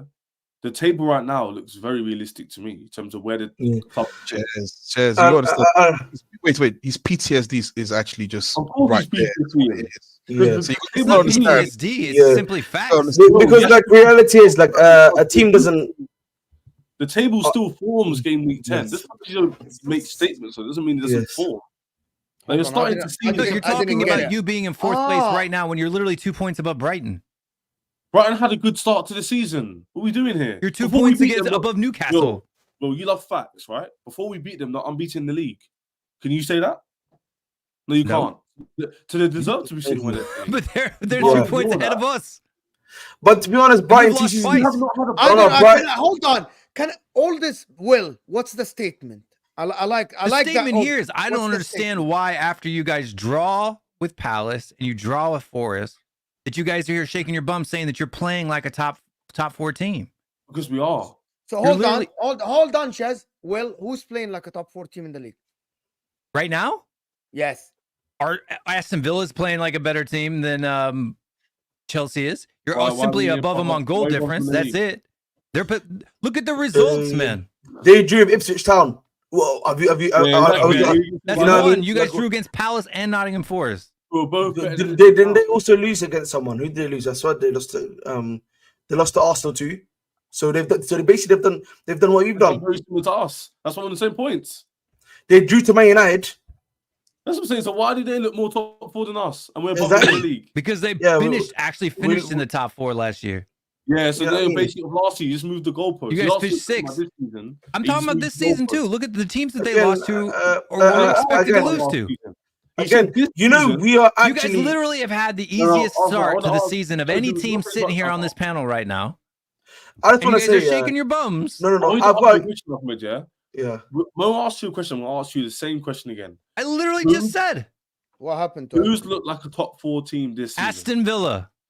How many times do I got to say they answer the same answer? Who else? Who else? Nobody else. Cool. Yeah, you know what? Yeah, I'm just gonna say. Have you or have you not had the easiest start to the season? That's true. That's because we've had the easiest start of the season. Does not mean that. Okay, so in the easiest start of the season, you still the context still stands out. No, that's because of the easy position does not mean that there's no context available. Like we've got a new manager, we've got a new system. You should be on a new manager bounce, not struggling. No, we should not be. If our first 10 games last season were a manager bounce, and we went undefeated in our first 10 games, only drawing 1. Okay, you're comparing. How are we comparing it? You guys have a better squad than us, right? Your players are better than ours. Right, your new manager bounce should be better than Spurs last season. True or false? Manager bounce implies we needed to bounce. We were literally the best performing team in 2024. Yes, and Arsenal and City. Chris, then why did you sack Pochettino? Well, I've just told you. I just explained to you very logically before because the club wasn't happy where we finished, and also Poch and the club better than you did last season. And the club. Poch any better than you do. Poch and the club had different views on the transfers as well. They literally had different views of opinion. Just because you can't. You were the best performing team in 2024, but you're not the best performing team in 24-24 this season. Mo, can I request though, just very quickly? Can I request? Can you just move me away from this like fighting like peasants that are below me. Why am I at the bottom, by the way? I should be at the top. I'm the highest ranked team in this current panel right now. Oh So my god, man! put the fighting peasants together. Can you all of I want to okay. So Will, you think you have a better team than them, or they have a better team than you? I don't get that. I think we have a better starting 11 than they do, for sure. What about the manager? Our manager's better too. So that's fine. She's finished above us in the league, yeah. Okay. Their squad's deeper than ours. So Will, But statement, you're going to finish above us in the So league. the statement is what? Well, do you have a bigger chance of finishing above them? Yeah, that's what we want Yeah, to know. we have a higher chance without injuries. If we No, don't no, go through an not injury higher crisis chance. like we did last Will season, you? we have a better Yeah, I chance of can't finishing say in Will. top four Nobody than they can say do. Will. But he's just said categorically he's got a better manager and a better player. So if I was asking him using his logic, should you finish above Chelsea? The What should you say? likelihood of us finishing above No, you Will, you is can't be greater telling than you me- finishing above us if we keep the majority of our starting 11 throughout the season. Yes. That's flipping football. I never cared Bro. about the injuries, the red cards, the yellow cards, the planes. No, he's flying talking over. about injuries. He's talking about injuries. Bro, injuries. But that's happen to- life, bro. Chelsea had No, the but second what I I have to said. be. If We our have to be starting fair. 11 He is better than literally yours- said. He literally Bro. said we don't have as deep a squad as you. He Bro. literally said that. No, when people talk about injuries, bro, we had the second most amount of injuries last season. Yeah, and you that's finished why you below us. below them. And my point, so I'm not going to sit there and go, oh, it's because you're losing injuries, because our squad. So if we have a lot of injuries, then we'll probably finish below you because our squad depth is not as deep as yours. That's literally what I'm saying. If we don't have injury crises this season like we did last season, we will finish above you. If we do, we won't. It's not math. Well, I get it. You're upset about today. And all I'm not upset at why am I all. arguing with a Spurs fan? Yeah, What does man. that Listen, mean? What does that even You mean? know what? Did you finish, I just how many wanted to times did you say- finish below I us just in the wanna last say- couple of years, I bro? don't- Don't I- talk to me why am I arguing with a Spurs No, fan. no, no, no, Go no, back no. and look I at just- the table for the last 3 years, I bro. just want to say, I don't know why we're having a conversation when you couldn't beat the team that we beat with quite relative ease. At home, bro. At home, you beat Bro, them. we beat Brighton at home and away last season. Okay, so as beat well. them away Beat 4-2. Beat them away It's 4-2, worth- and then come back to And banter 10 me men. about it. And we did it with 10 men. We did it with Bro, 10 we men. can lose against Liverpool and still be above in the league. Go focus on yourself, bro. Focus on yourself. Trust me. Like, just focus on your own team because your team. Hold on. You guys You want really me- think that Chelsea are way ahead of Spurs? Mo, Like, I never yeah. said that. Like, he said to us, He categorically. rattled you enough, so you don't want to have the conversation. No, You I objected. beat my standards have dropped. Ollie was right. My standards have dropped. I'm arguing with Will about players. So I stopped. I was like, wait, I need to stop. We're not in the same level. I We don't should get be it. talking to them. How are we not on the same level? Because you're crap. Can you please move me more? Well, We're Bro, literally you- better than you the last 3 Hold on, seasons in a hold on. row. Make the conversation what it is. Come on. You don't provide anything for the league. We are You just literally have been hold- better than you for the last just 3 average. seasons in a row. Bro, you don't need to be emotional. You're just average. Okay? I'm not The quicker you accept No one's it, being that's emotional, dude. You're literally the one that can't acknowledge reality. Okay, who's better? I want to hear you say it. Spurs have been Okay, better good than deal. you for the last Who's 3 years. Say better, it for me. Sanchez or Say it for Vicario? me. It'll make you feel better.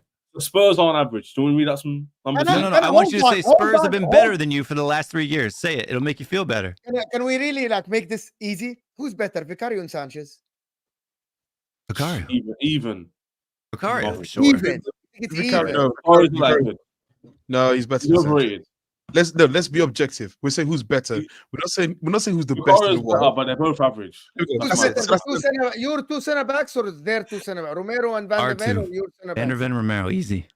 I'm taking ours. You really think Levi Cullen and Fofana are better than they're Romero better. and I think they're better. by the way, you can choose whatever you want. It's okay. This is like exactly like Ahmed against the Manchester United Romero, before the Manchester I feel United like game. I'll make you say it right now. Maybe we are talking about two center backs, pair of center backs. Who's I better? rather have Romero. one pair than their pair. Okay. Romero. Just, I'm sorry. Will said that Spurs is on better than Arsenal, so I have to go with his because if he believes his is better than ours, Exactly. So you have to hear it. It's not a belief. It's not a belief. I cool, know that. cool. For Okay, the cool. midfield, who gets, I believe, None of them midfield get into my best midfield. Who do you have playing in your tens? Enzo. Palmer, not getting there. I'll take Caicedo, it. Lavia are playing my midfield. Palmer and Caicedo. Palmer and stays. Palmer, Caicedo stays. You definitely don't have. a And DM Lavia now. stays. We don't have a Because DM. you've got Lavia better will We get players. have in Lavia. Lavia's not playing, bro. Lavia's available. Lavia is better. Enzo starts for Tottenham. That's how bad it is. Enzo No, he Fernandez. No, he Enzo doesn't. Fernandez starts for Tottenham. No, he doesn't. Ches, why do you always This take is this so too That's silly, far? taking it dude. too far, bro. Why do you Like, take it don't too take it far? too far. Like, just Seriously, Bro, you you were you- onto you- something, and then that's a problem. You were onto something, and then you were said doing Enzo, well. Then God, I don't need to. I'm not here to impress God. you two. Offense. I'm just saying Fitbits what I of feel, innit? all people, I'm just saying Fitbit. this. Enzo is that mid. Solanke's better than Jackson. Son's better than anybody you got on the left. Mid. Enzo's mid. Perfect match. No, you're Yes. gonna Literally, the majority of We Spurs gave starts in them a Enzo. combined You know what I'm 11. telling you, Mo? Then we tell you what they're talking about Havertz. Oh, we're gonna change him. He was a good player all along. Who? Looking Who at would? Spurs. You think that wouldn't happen? It wouldn't See, like happen. once he knows inside you mean? that I he's have that it. he's gotten that he's You been see how- cooked, you see how Havertz he went to starts Arsenal? poking at whoever he first, can. At first, everyone was like, "Oh, it's a poor move," but now he had to prove himself that it wasn't a poor move. Now everyone rates him. If Enzo went to Spurs, they would try and say the exact same thing. No, he never we'll starts. change Wait, you Enzo. want- Never you comes, want- never gets close to the starting You 11 want- at Spurs. Wait, you want to put Enzo in that Spurs midfield? A Spurs midfield that runs. You want to That's put? what I'm saying. Their guy midfield who is does not crap. know how to Why are they run. laughing at Enzo? It's not crap. What are you talking about? Rubbish. Kulusevski's probably been one of the best 8s in the league so far this season. Okay. James Madison is also playing really well this season. He's played really well this season. Yeah, You know what? Why do we just talk about the Spurs game? What are your thoughts on the Spurs game, bro? talk about the Spurs game. You I want to hear your No, thoughts. I need to do the super chats before we go in Spurs game. So do 'em AMT quick, is hurry saying up. if Spurs won 2-0 or more, which by right should have, they would have been second best defense. Okay. Yes, But they're they not. would have been. Yeah, but we didn't. But Exactly. they Coulda, shoulda, woulda. And if I was bored, What kind of thing is that? I We know. could have. AMT. I don't think he's he's an a Spurs Arsenal fan. He's an Arsenal Yeah. fan. He's an Arsenal fan. oh, good lad, good lad. Arsenal fan.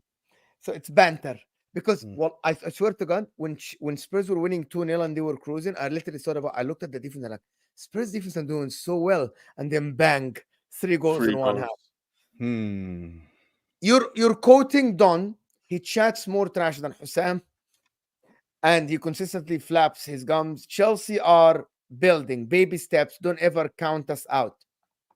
He's your No one's representative. counting. He's No your one is rep. counting you out. He's No no, one but is also, counting. I don't also- get this. Ads. No one is. Let me respond. No Go on. one is counting you out. I don't. You didn't I don't get it. report. Chelsea fan. Oh yeah, about to say. Yeah. Fair enough. He's saying that Don speaks a lot, and HUSAM also speaks negative a lot. You know, I heard this on one of my shows. I said Don puts out a lot of statements, and HUSAM everything is negative about Chelsea. It's like both polarized. Yeah. But I hear you, my man. I hear you. Tanya saying one little blip. Don't worry, we're coming for Liverpool. Tanya has all the confidence in the world. Hmm. Uh-huh. I'm confident in my team. That's why I'm surprised we was trying to chat. If I'm telling you guys, if Chelsea beat Liverpool, Mo, don't do this. this is gonna be. We're not one of beating the biggest- Liverpool, man. No, If if we do, it'll be so good for content. Like it'll be crazy. It'll be amazing. Arteta's first year at Arsenal is nowhere near the quality of Maresca. First year at Chelsea, quite unfair to compare. No, but I That's won't true. compare Arteta's first year at Arsenal. The reason why Arteta literally came halfway through the season to a disjointed team, and every Arsenal fan will tell you this. Players didn't want to play. Players didn't want to actually stick to a plan. I can't compare. I'm comparing Arteta's third year to Maresca because Maresca has better players. Arsenal had really shit players, people. Terrible, horrific. They didn't say that Chelsea- back then. Chelsea. so No, was they that- did. I No, actually they didn't, went- dude. Trust me. I was doing streams at that time, and I was doing combined 11s at that time, and Arsenal fans When? were always putting- 2019. Yes, 2019. 2019, 2020, 2020, 2021, all of those times, all of those periods when Aubameyang was there, Lacazette, Pepe, all Good of those times. bums. Good They were times. always putting them I in know over Chelsea- Spurs I players know in combined those 11s. Hey, Ollie, you're gonna have all of those What- bums. Yeah, have- bro. Sorry, I, don't sorry. care, after- I need to finish the super chat. Chelsea OnlyFans FC always begging it for new sugar daddy. Never had to climb out the mud. Just beg their way out. Soulless club. It's only the money. Thank you for the super chat. I don't get that super chat. I respect. Thank you for sending super chat. But, It's just basically This guy saying. knows that there's a but correlation. I want to understand this notion. Let So me just say Chelsea- something to him, yeah. yes. Does he realize there's a correlation between spending money and winning titles? If you think Yeah, about that. Which is, Yeah, but you wow. spent over $1 Maybe billion. there- last maybe year. there could be a people don't correlation. want to say that. People don't realize that in this day and age, you need to spend money to get the top players. Otherwise, People forget. Yeah, but it's they not haven't pay been to spending spending win. money on club. top players. It's So you called think pay this is to a win. Liverpool where you can Pay to win. Literally, pay to win. Literally what pay it's to called. win. If you don't pay, you don't win. What Yeah, are you exactly. saying? What are you saying And is also, this, right? I No, want to no, understand this. Chelsea were in a place in 2004, my friend, TJD. Exactly. Fighting In for top 2004, hold on. Chelsea were under Ranieri, right? Mourinho came in with a target, which is the targeted, I'm going to jump from being the third or the fourth team in the league to I want to dominate the league. What do people wanted Mourinho to do? He literally got Drogba. So you're Got- missing the point. You're missing the point. You got to take a What's the step point? back. The point he's trying to make is this: is that prior to Roman, right? And we were old enough Chelsea to were remember this. bums. Chelsea were not the team They that were we no believed one. in. They wanted to be Spurs. And But you will should we never get- see a Chelsea fan to say And otherwise. also And this. that's You the got to problem. remember You're this. bantering them for Also, something that they Guys, never right, said. Also, let me finish this. Do you know that? Do you know, you Chelsea fans, that? And I know history is different. That he was on a helicopter to go and buy Tottenham Hotspurs, and he turned around and got Chelsea instead. So you were this close. Yeah, but all To this, continue to all this. be- Yeah, but again, that's another shoulda, coulda, shoulda. What is your point, Olo? What is Yeah, I your don't point get what then? he's Can I saying. get Oh, what is your point then? What is your Even point? this is the super point chat, is- Olu. The point Like, is saying what that is no, this the change? point, Land. I'm bantering. The point is basically that to become a relevant club, they had to get someone who broke the rules of how money was spent to become relevant. And There were no then- rules back then to break. exactly, but they broke the rules I in don't really terms get of what's happening. they So you're saying spend money anyone else could spend. so the most cliche rebuttal is, Chelsea had to spend money to make it to the top. Well Yeah. done. That's how. Yeah, so like most- OnlyFans model, What a like W? an What a OnlyFans W? model, Like, like an such a spot. OnlyFans model. Man Like City had to he called spend you money an to become champions. He called Wow. you OnlyFans FC. So coming back to the point, that's all I'm saying. I didn't say he was right or wrong. People were just I'm jealous saying if their club spent money, i.e., Tottenham, he's Arsenal, just saying Liverpool in the right he was way. Maybe that shaking actually ass. wins stuff. Can I ask I don't have a people a problem with the genuine money you question? spent. Can I ask Arsenal? Can I ask you, Olo, as an Arsenal fan, a simple question? Gone. Would you have been happy if Roman Abramovich bought your club in 2006? Honestly, no. At that time. Oh, Now no, man. I would have been hindsight, because he actually tried to buy Spurs before he bought I know. Chelsea. I just In told you fact, that. I he just bought told you that. Chelsea after the meeting between him Bro, and people are so Daniel prideful, they're Levy. He willing was to flying. lie. Hold People on. will What? say Hold anything on. to avoid banter, bro. People No. will say Lie. anything Hold to on. avoid banter. Hold on. Like anything. Can I- Abramovich had a meeting with Daniel Levy to buy out Absolutely. Daniel Levy from the club. And after he got denied, Daniel Levy refused to sell to him. As he was taking off out of the airport, he's like, "What club is that?" And he points down to the stadium that says, and they said it's Chelsea, and he came and bought him the next month. told you. It was a Wow. helicopter. Nice But also, story. let me explain to you why I said True no, story. right? Let me tell you why I I said know no. it's true. Because right now we've got the benefit of hindsight, Ollie, you don't right? have to walk. We know you're lying. Like you don't have Ches, to just keep walking, bro. Ches, be quiet for a second, please. You're Just be walking. quiet for a second. Be quiet for a second, Ches. You don't have to talk over me, please. All I'm saying is this: we've got the benefit of hindsight, right? In 2004, as an Arsenal fan who's old enough to remember back then, when he came, it was a controversial buy. And as an Arsenal fan, I'm just saying, back then in 2004, working off this moral high ground, I'd have said no, because one, we were a very good team at the point, and we didn't see the downturn that was coming in our history at that point, right? We still thought we were going to be competing, and then, okay, good one. And then the second thing is that, like I said, back then it was seen as a negative, and that's why when Chelsea used to go to other clubs, they used to people used to print out money to take the piss out of them. I It's don't not like it understand is this now. moral high, whatever. What is wrong about someone buying a What's more club? wrong about What buying is this wrong club? with I said moral it's- high ground? What I does that said mean? in You're 2000 levitating above the rest of us? I Like, said what in is going on with this? the 2004 version of me, I said, if you ask me 2004, yes. Now, in 2020 and 24, where we haven't won a Champions League trophy, I would take the money. I would twerk for the money. But I'm saying I in asked you a 2004, simple back question. then, 2006, you lost the Champions League final. In hindsight now, would you have wanted Abramovich to buy your club so you could Yes. have at least bought a Champions League? I told you yes. Thank now. you then. But I said it to Why- you, but I was talking from a version of me that saw 2004 happen. That's what I'm saying. So I get separate that, it. but Okay, so and TJD is speaking Yes. in hindsight now. He's not speaking back then. So in hindsight, now I difference. asked you the question in hindsight. If Don't call time me a goes back weirdo. to you, Olo, if How time dare goes you. back to you, Go don't on. lie. Don't lie. If time goes back, would you have wanted Abramovich to buy Arsenal instead of Chelsea? No, I'd have wanted Dangote to buy Arsenal. See, you're lying. No, Dangote is the richest I guy. would have wanted. I want Daniel. I've wanted Daniel Dangote- Levy gone for on 4 or 5 years now. Why So. make people feel better? The truth Dangote does. is the richest man You're in lying Africa. That's why. In Dangote. hindsight now, I'm asking you in hindsight now. I want. You I'd would have have wanted, traded your last 20 years with Chelsea's 20 years. Of course I he would. literally just said that Dangote is a billionaire in Nigeria Oh, who I'd have wanted to buy. That's just what I'm saying. Listen to what I'm You saying. know I'm what, being guys, honest. You're lying. Excellent, It you're doesn't sound Jesus believable. Christ. No one believes you. Yes. Finish the He's like, super you chats. keep talking. Everyone knows, like everybody on this panel, even Mo, every fan in the last 20 years would be rather a Chelsea fan than their own fan because you won the most. Other than No, Man not a City Chelsea last year. fan. I would have rather have had Abramovich. Yes, Don't yeah, wanna you be would a rather Chelsea you would fan. rather have Chelsea's time. You would rather have 2 Champions Leagues, 5 league titles, blah blah blah, with under that ownership, moral high ground, whatever thing. Same with Man Then- City, Mo. When we look back at Man City in a few years when Pep leaves, we'll be like, we'd rather have that Exactly. than what we've had in the last 7 years. Other than Chelsea. Let me. Other than Chelsea. It's crazy actually. It's crazy. Ahmed have to Sulaiman, lie, big up man. Ahmed Habibi, all the way from Egypt. Big up Ahmed Habibi. Will is lying again. We have the 7th toughest opening. Give me sport / every Premier League club. Blah blah blah. Yeah, Give Me 24.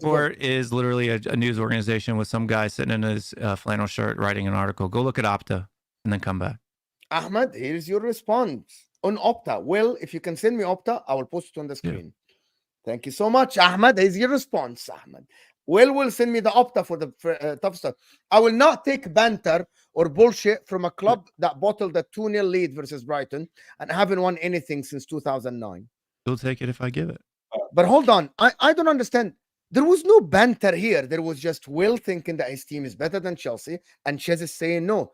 What is the banter in this? No banter. Like I don't actually. There was actually no banter whatsoever. There was no No, joke. he didn't It was laugh at. I didn't laugh at his play. I just don't Like- think, yeah. just Their team is that good. It's very simple. Chelsea fans think they have a better team than Spurs. Spurs fans think they have a better team than Chelsea. It's not banter. People, not everybody agrees with Will. There are Spurs fans who do think Chelsea team's better, Yes, 100%. but they probably believe in their manager more than ours, which is fair. They do believe in their manager. Ryan Yates is a bum. Big up Ches and Ahmed. Yeah, that Why guy is is- Ryan Yates a bum? Ryan Yates is like he played good in it, and he's just dark heart. King of the dark arts, man. King of the dark arts. He's just King of the strong. dark arts, man. He's just Good. I think it was a good, very good today. Yates. yeah, Yeah. he was a King of baller. the dark arts. Oh, bro. Great dark He was arts merchant, man. If it wasn't like, for he really Colwell, did. he would have had a goal as well. That hit was great. Colwell had the block ahead of him, and it was great. Bro, Cole though, I know we're too much. Cole's improving Bears. Yes. He's actually I getting. tried to talk on Al Ahwa on Colwell, doesn't and make they much shut me mistakes, down as passing. I am just a crazy guy. Good. Sometimes I feel like I'm insane with my takes. When I said Colwell has the potential, he's not playing well now. He looks like he's improving. No. Why no? Why? Bro, when he was last season, when he was playing left back all season. Not Well, even- you're lying. I was pissed. I'm not lying. Hold on, I got it right here. I'm sending. He's I'm literally gonna sending you the send it to photo, me. or I can share my screen. Either one. Share it. Let me finish the super chat and Wait, then is I'm he- going. wait, Come is he Dean, gonna get up? Pay fairly to win, not through offshore accounts. You can't say that for Arsenal. That's improving, by the way. You can't say that by your own club. You can't even say your own club has offshore accounts too. We can't do that, boys. In 2001, we were done for basically using a tax loophole to pay our players at the time. Come Dean, here is your answer. Come Dean. And also, you know the old adage of like, just because you don't get caught doesn't mean you didn't do a crime. Like, Yeah, let's bro, not be. I would is be billionaires. having man. money in the Be- Cayman, even having your money stored in the Cayman Islands offshore accounts. Like, let's not be facetious and that. Like one Let's not club. be is like, facetious, bro. Let's well, not. that's why when Trent did the I'm not- Liverpool meme.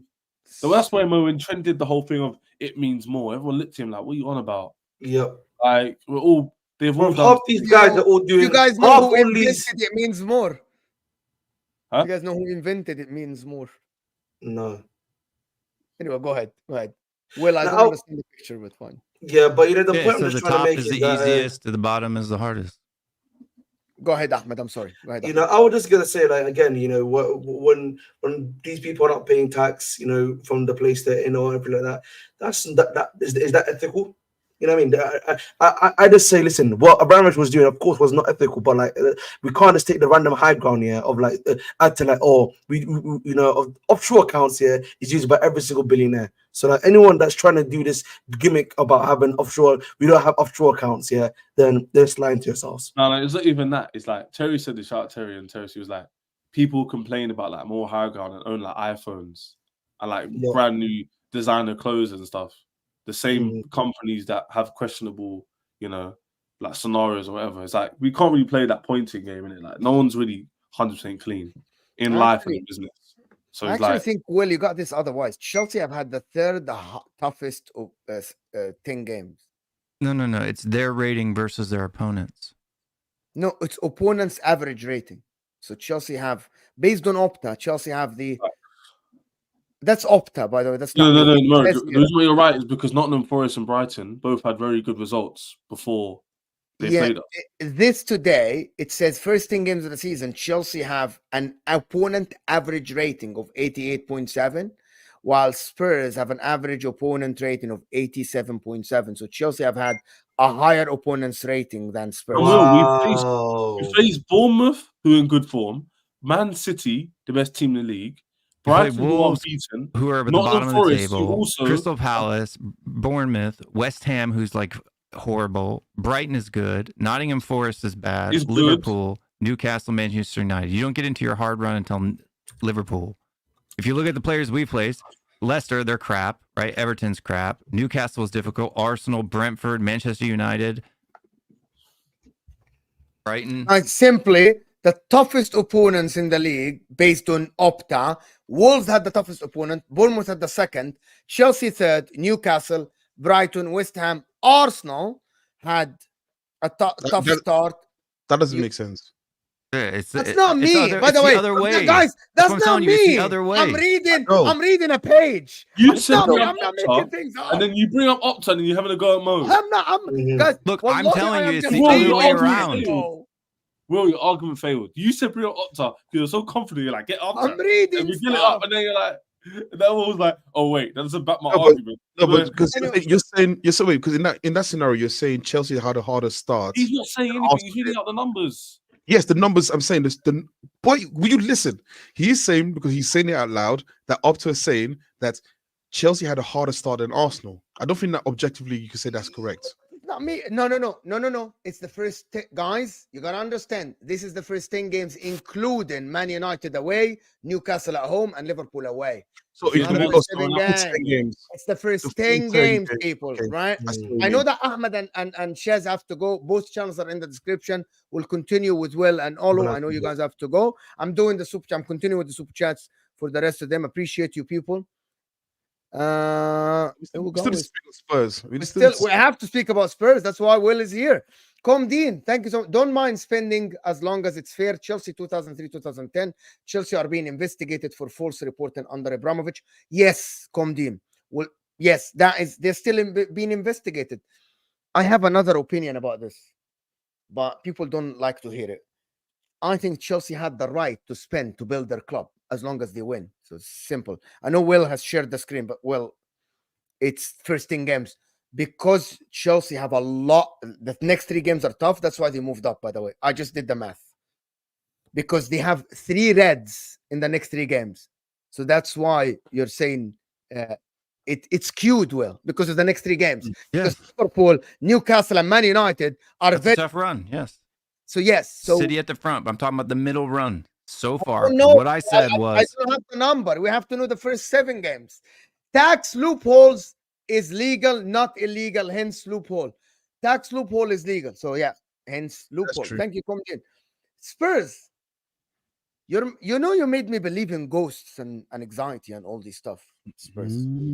I swear. Well, Spursy. Because there is no explanation why your team don't win games and just you're the most team that dropped 2-0 leads in the last 2 years. I don't know about that, but the commentator said it, and I double checked it. It is actually the most team that dropped 2-0 leads in the league. Spurs.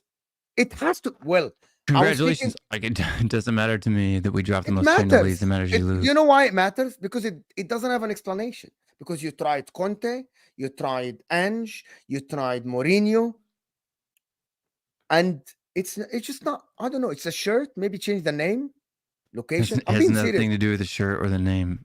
What does it Look, have to do? we lost today because of Udogie. That's simple as that. But Two of those three every goals. Hold time on. there is No. 2 of those 3 goals were directly his fault. You can't deny it. Look, all he has to do is 100%. let that ball come across the box and let it hit him in the chest. Instead, he's trying to do some weird funky dance with his legs up in the air and it goes underneath his thigh. And then the second one, all he has to do is literally just stand there and not try to stab in at him like 37 times and get burned on the cross. It's literally down to Udogie he can't defend. And I've said this on the show a million times. Spurs fans twerk for the guy. Rivals say that he's better than Pedro Porro, which is absolutely ridiculous. And again, he cost us a game. Just like he cost us against Arsenal last year, just like he's cost us many times in the past. The guy's great going forward, but is the worst defender I've ever seen in my life.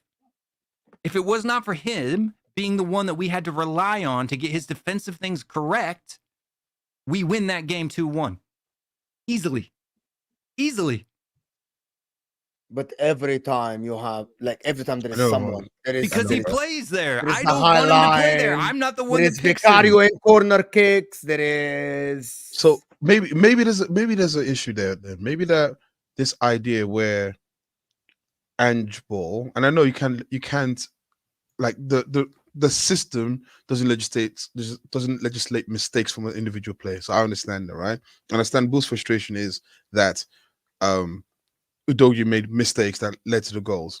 But maybe some part of this system in terms of actually teams finding it easy to get behind your defense. But it wasn't from behind. He It wasn't wasn't from behind when he behind. made those mistakes. It wasn't from The behind. cross- It was the cross- isolation. But listen It was to me, the cross. isolation. But the cross from the left that came to the right, the player got behind Porro. No, right? they So- were already back there. That's what Yeah, I'm no, saying. but They I'm were, saying- look, it was not them playing the ball over the top of our back line and then beating us because of the high line. This is what really makes me mad about this whole trope, right? Is that both of those goals that Udogie was at fault for, our whole team was behind the ball. Right, but I'm saying the way you defend, right? The way you defend. The way you defend is not do weird things with your legs and jump up when a ball's It's coming not about- across. You no, just it's- stand solid and get wide and block the ball. Yeah, but before that, see what you're talking about. You're talking He about tried the to last. kick the ball out of the air Bro. instead of blocking it with his body. I understand You that. can't. You cannot defend that. There is no defense in defending. Defending 101 is you don't try to kick balls out of the air coming across the face of the goal. You don't. I understand that. I'm saying though, everything that led to that beforehand was Crosses an issue happen, with dude. defense. Crosses happen, yeah, but you're trying to limit that. And part of your tactics, We do part of limit what- that. Yes, but it didn't work today. So obviously there's a problem You there. cannot limit all crosses. Arsenal has not limited all crosses that come across your goal, right? Right, but okay. Crosses will come across, but when crosses do come across, the defenders need to act in a proper way. Their body positioning needs to be correct. They need to make the right choices. And trying to kick the ball out of the air is not a good choice to make. I understand that. Okay, let's go for example. When we played you at sorry, at the Tottenham Stadium, right? We made a decision to limit you from getting those low crosses, which you're very good at. Brendan Johnson in the back post is very good at actually attacking those crosses. I know that people obviously give him stick. Son is very good at attacking those low crosses. What Arsenal did was purposely set the team out to stop that. What I'm saying is that with the way that you guys defend, which it feels like is more individual than it is as a collective. That's my personal opinion. And maybe there's diagrams and stuff that show different. I think it leads to those scenarios happening more and more. And then yes, of course, you don't legislate for a defender essentially swinging his foot and missing the ball totally, or you don't legislate for who got turned for, was it a third goal? The Udogie. header. Yeah, The header was just a header. It was You Udogie. don't- yeah, but I'm saying don't get turned. But I think I'm being harsh here because I guess you didn't expect it, but Romero was slightly asleep as well because Okay.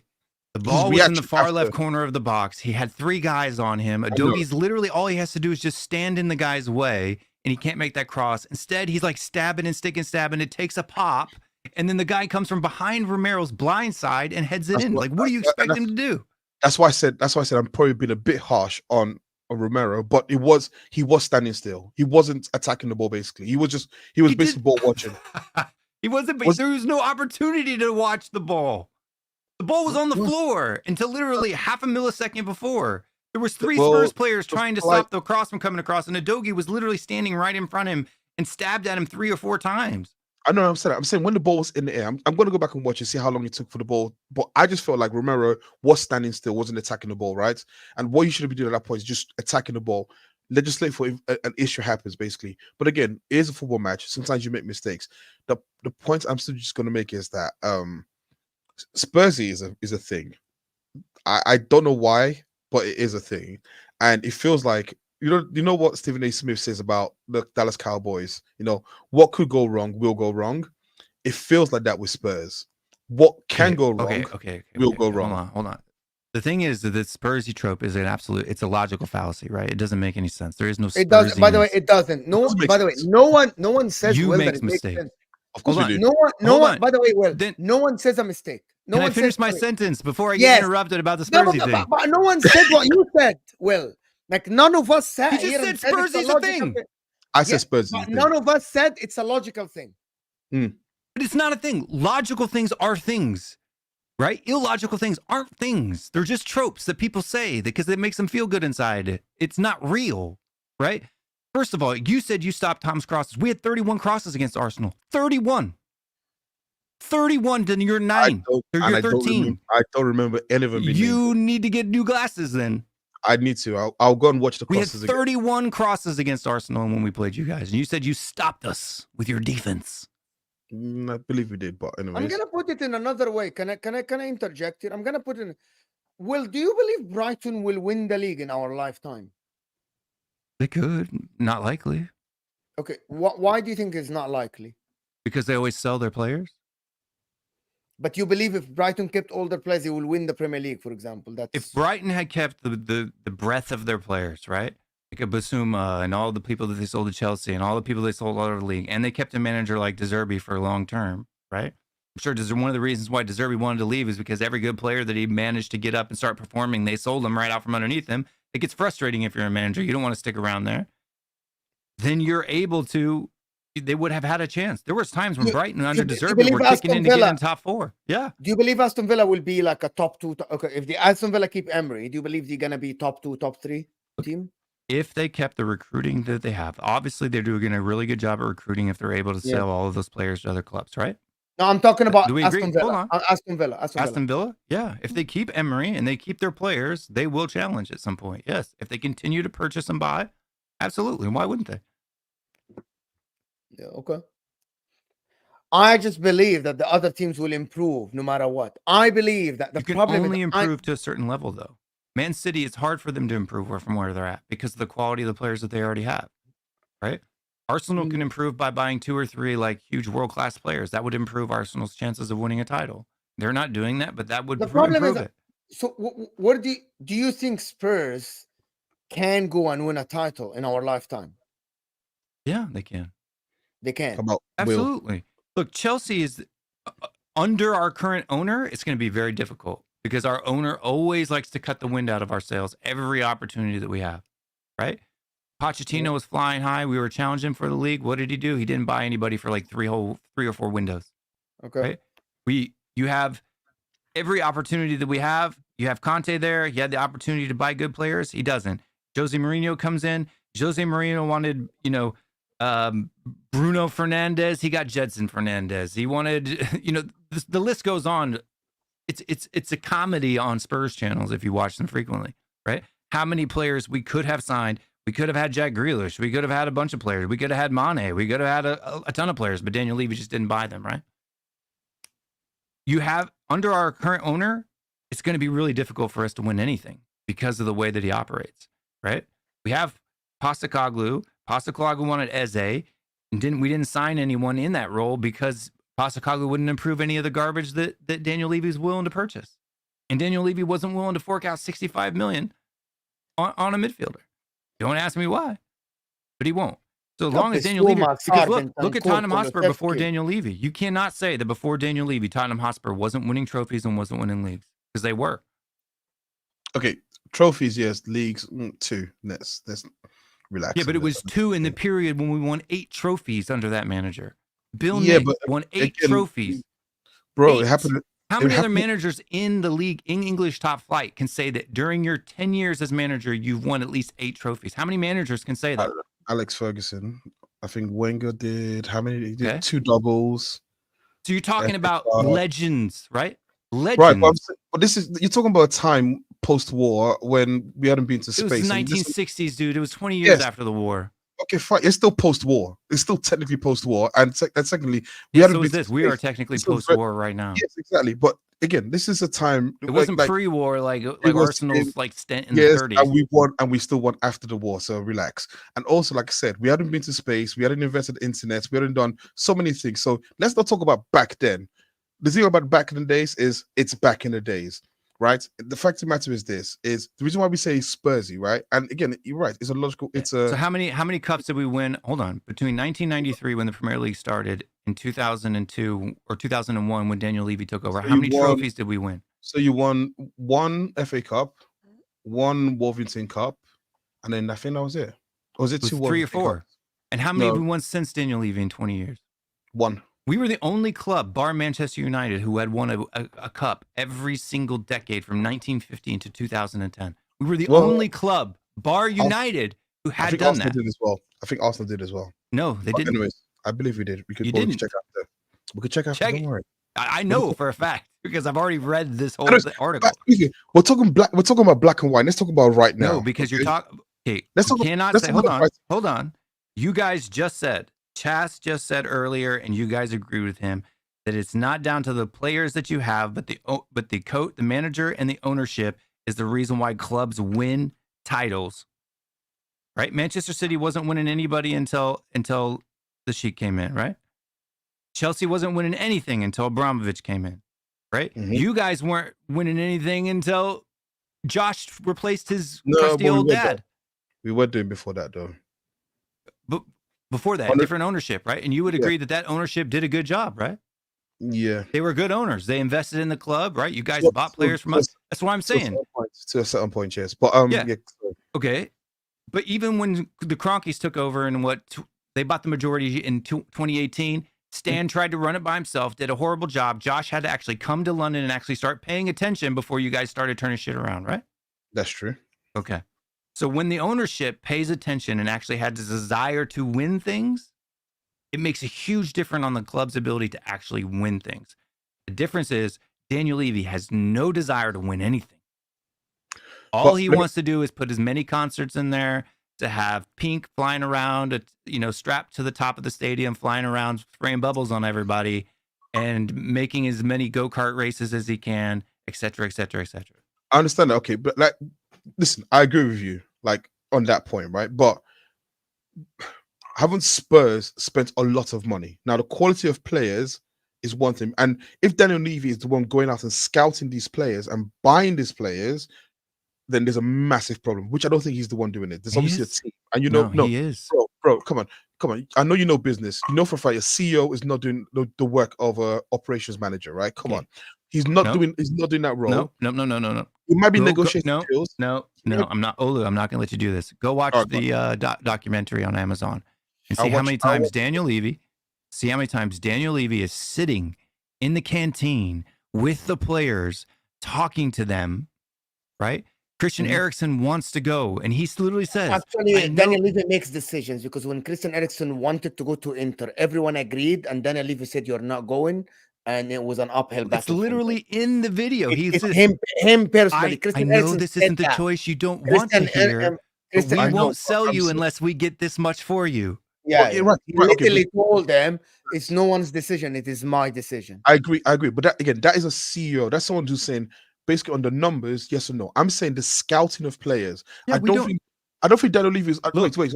I don't think. Wait, 1 second. I don't think Daniel Levy is the one going out and looking for getting No, he's not. Fernandes, right? He's not. Exactly. So that's the point I'm trying to make. So the fact that he's okay in it, right, and he's going for the cheaper option. I agree Yeah. with you.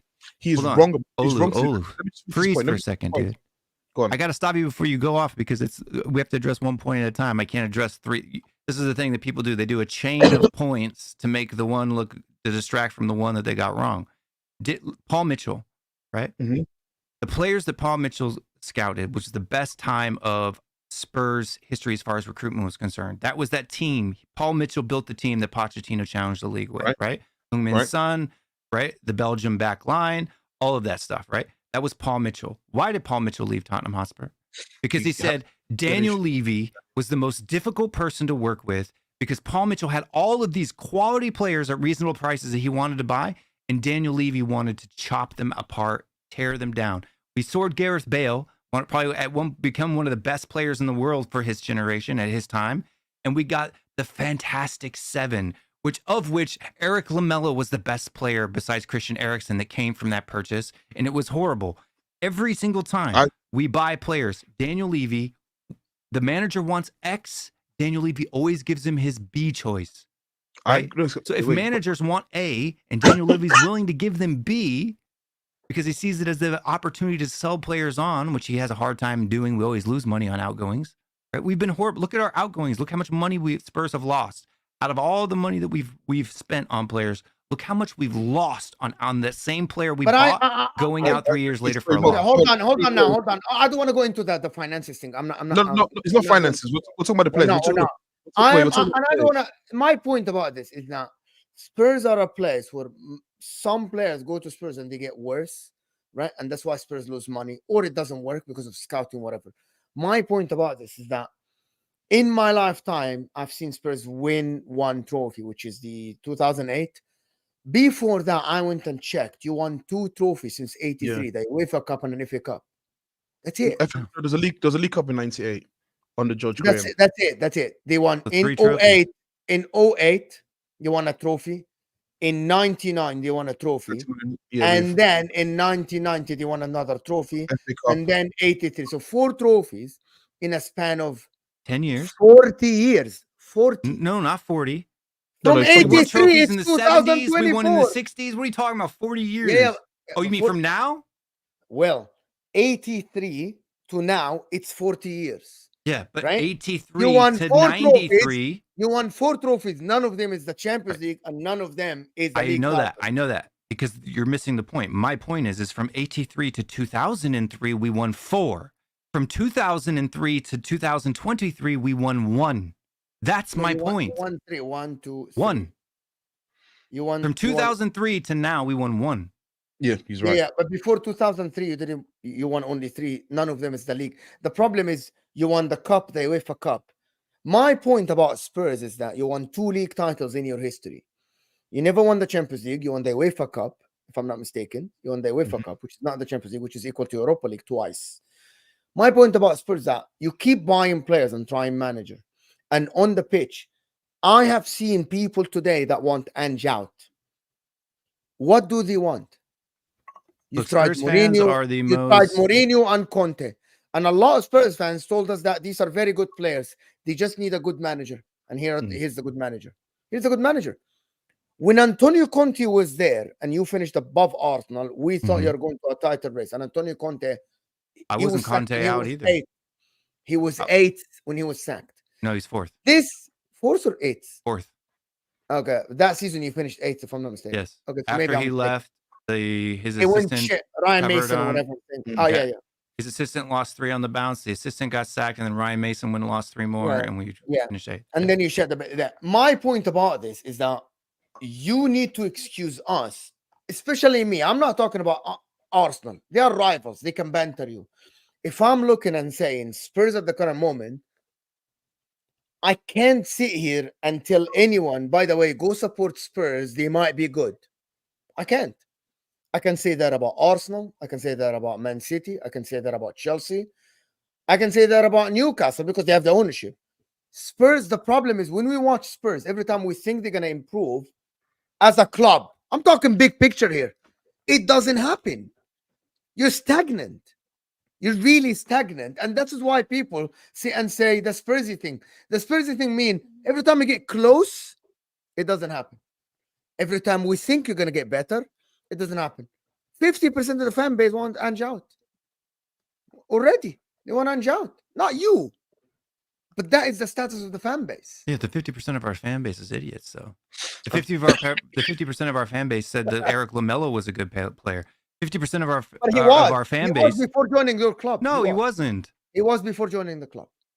Before his knee injury, he was good. But as soon as after that knee injury, he was horrible the entire rest of the time that he played at Spurs. His first 2 seasons at Spurs, he was good. He was good. But he scored a bonus. After his injury, he was dog water god awful for the rest of that time. Our 50% of our fan base said that Brian Hill was going to be good. 50% of our fan base said Emerson Royale was a good player. 50% of our fan base says Timo Werner's a good player. 50% of our fan base says Brian Johnson is a great player. Just because he scored 6 goals, 1 on the back, but it's not consistency. He's improving. He's on a purple patch. Left foot today, brilliant goal. Good movement. It was the easiest goal to be. Left Come foot. on. See, I don't like this. If someone else made that movement and wait, isn't Brendan Johnson left-footed? No, he's right-footed. He's You actually sure about right-footed. that? Yeah, I'm sure. I've got a question for Will. Yeah.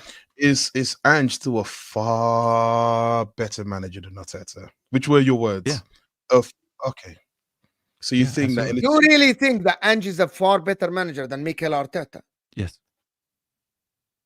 And you got a better future. What is that based on? Because his style and tactics. Look, if you look at even in a game today when we lost 3-2, right? We dominated Brighton in every aspect of actually playing football. Possession, chances, time in their half, attacks, right? All the things that you want a football team to do in order to be successful. And again, it fell down to individual errors, right? That aren't a responsibility or an aspect of the system. But if you give Ange Postecoglou and you give Arteta the same core group of players, Postecoglou will get better results. Let's take the Manchester City team. You give it to Arteta or you give it to Postecoglou. Who's going to win faster? Postecoglou 100 times over. That's why.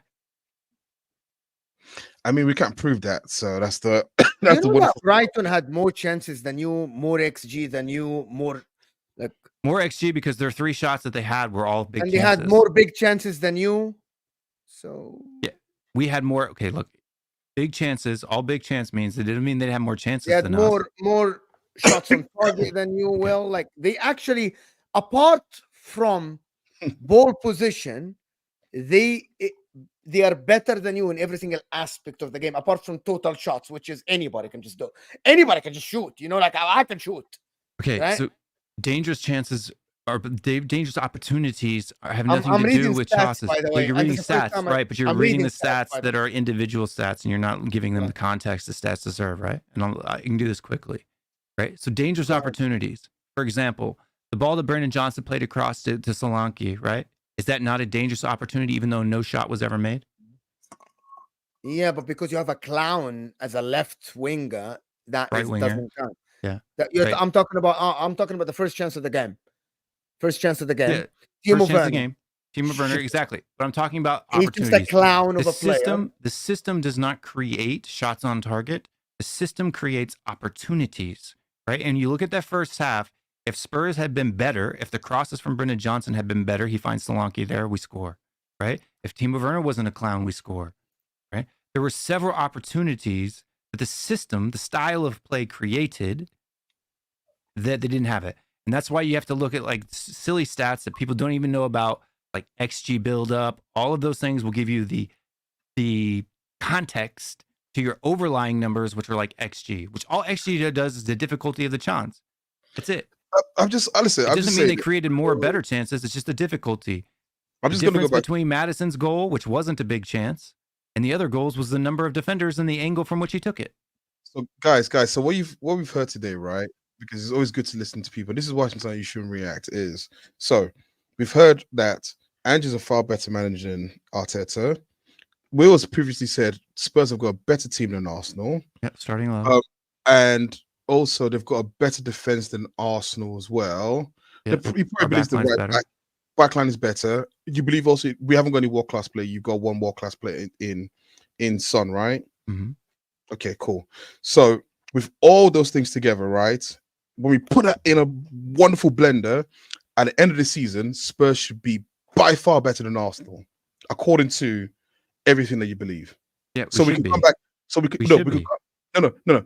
I don't want to say we should. You will be better. So when we come back to visiting a conversation like this in June, what should happen is that it should say little old Arsenal are 4th and big old Tottenham are 2nd or 1st. Because this is the things you believe, right? Objectively, these are things you believe. So I'm just saying when we come back to and I don't care about fitness because part of the manager's job is to figure out how to use his team, injuries or not. We're doing that right now. But by the time we get to May, June, what we should be able to have this conversation again is seeing Spurs being way better than Arsenal. Can we shake on that? We can see it right now. We create more chances than you. We play out of the back better than you. We play football better than you. Do you think you are better than Arsenal now?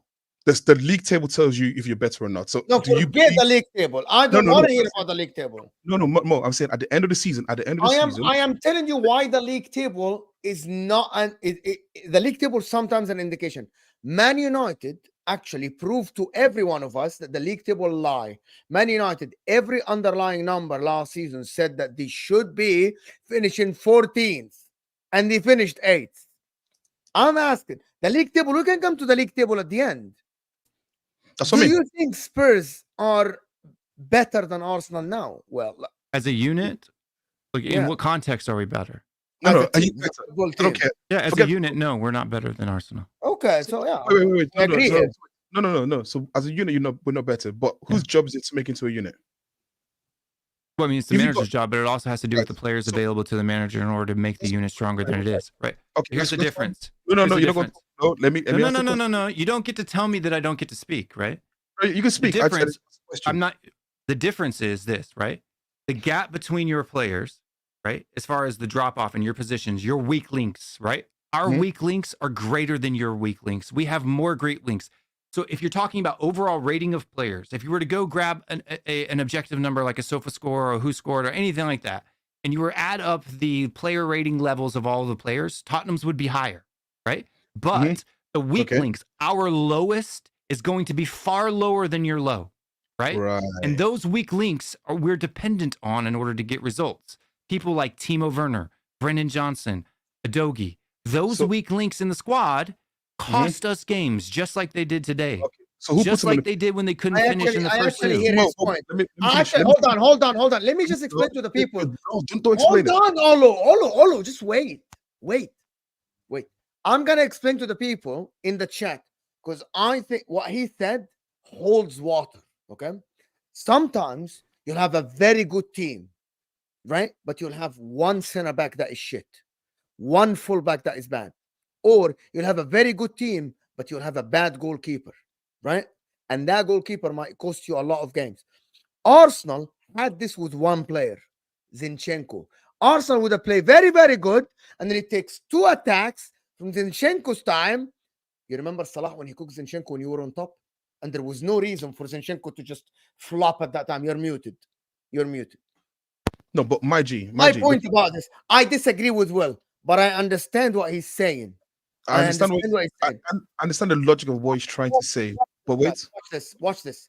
Rack, you guys know Rack, guys, has been here. Exactly. He's saying you're only as good as your worst players. 100%. That makes a lot of sense now. I agree on this, what you're saying, right? Let me just. It needs a big brain to understand what he said. Rack, well, I appreciate this comment. You summarized it because that's a perfect summary. Let me explain something, right? See, this is all fine and dandy. If one, he didn't say, I don't have any players coming to this club if they're not proved by me. So Timo Werner and Brendan Johnson, the 2 players you've just mentioned as your weak links, he approved those players. If he didn't have a choice in that, if his words weren't exactly what he said, then I would agree with you, right? But he said those things. Secondly, he's putting them on the pitch.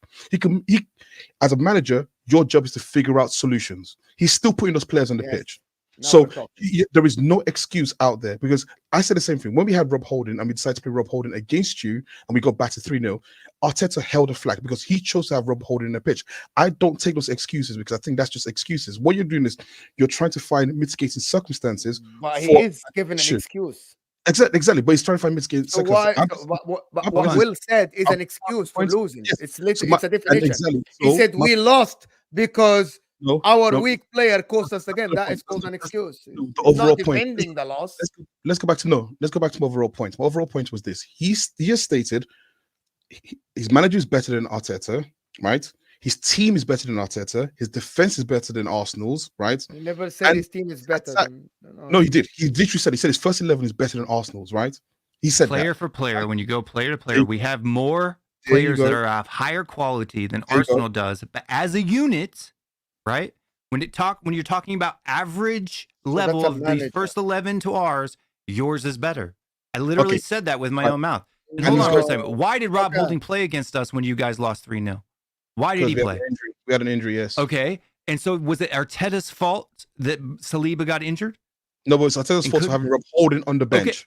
Did he have any other choice? He had a choice at the start of He the season. didn't. He had a choice to move Rob Holding or to buy another player. He chose to You keep Rob Holding. cannot buy a player unless the window's open. The window wasn't open in the At second half of the start- season when he had to play Rob Holden. You the start- cannot predict. Hold on.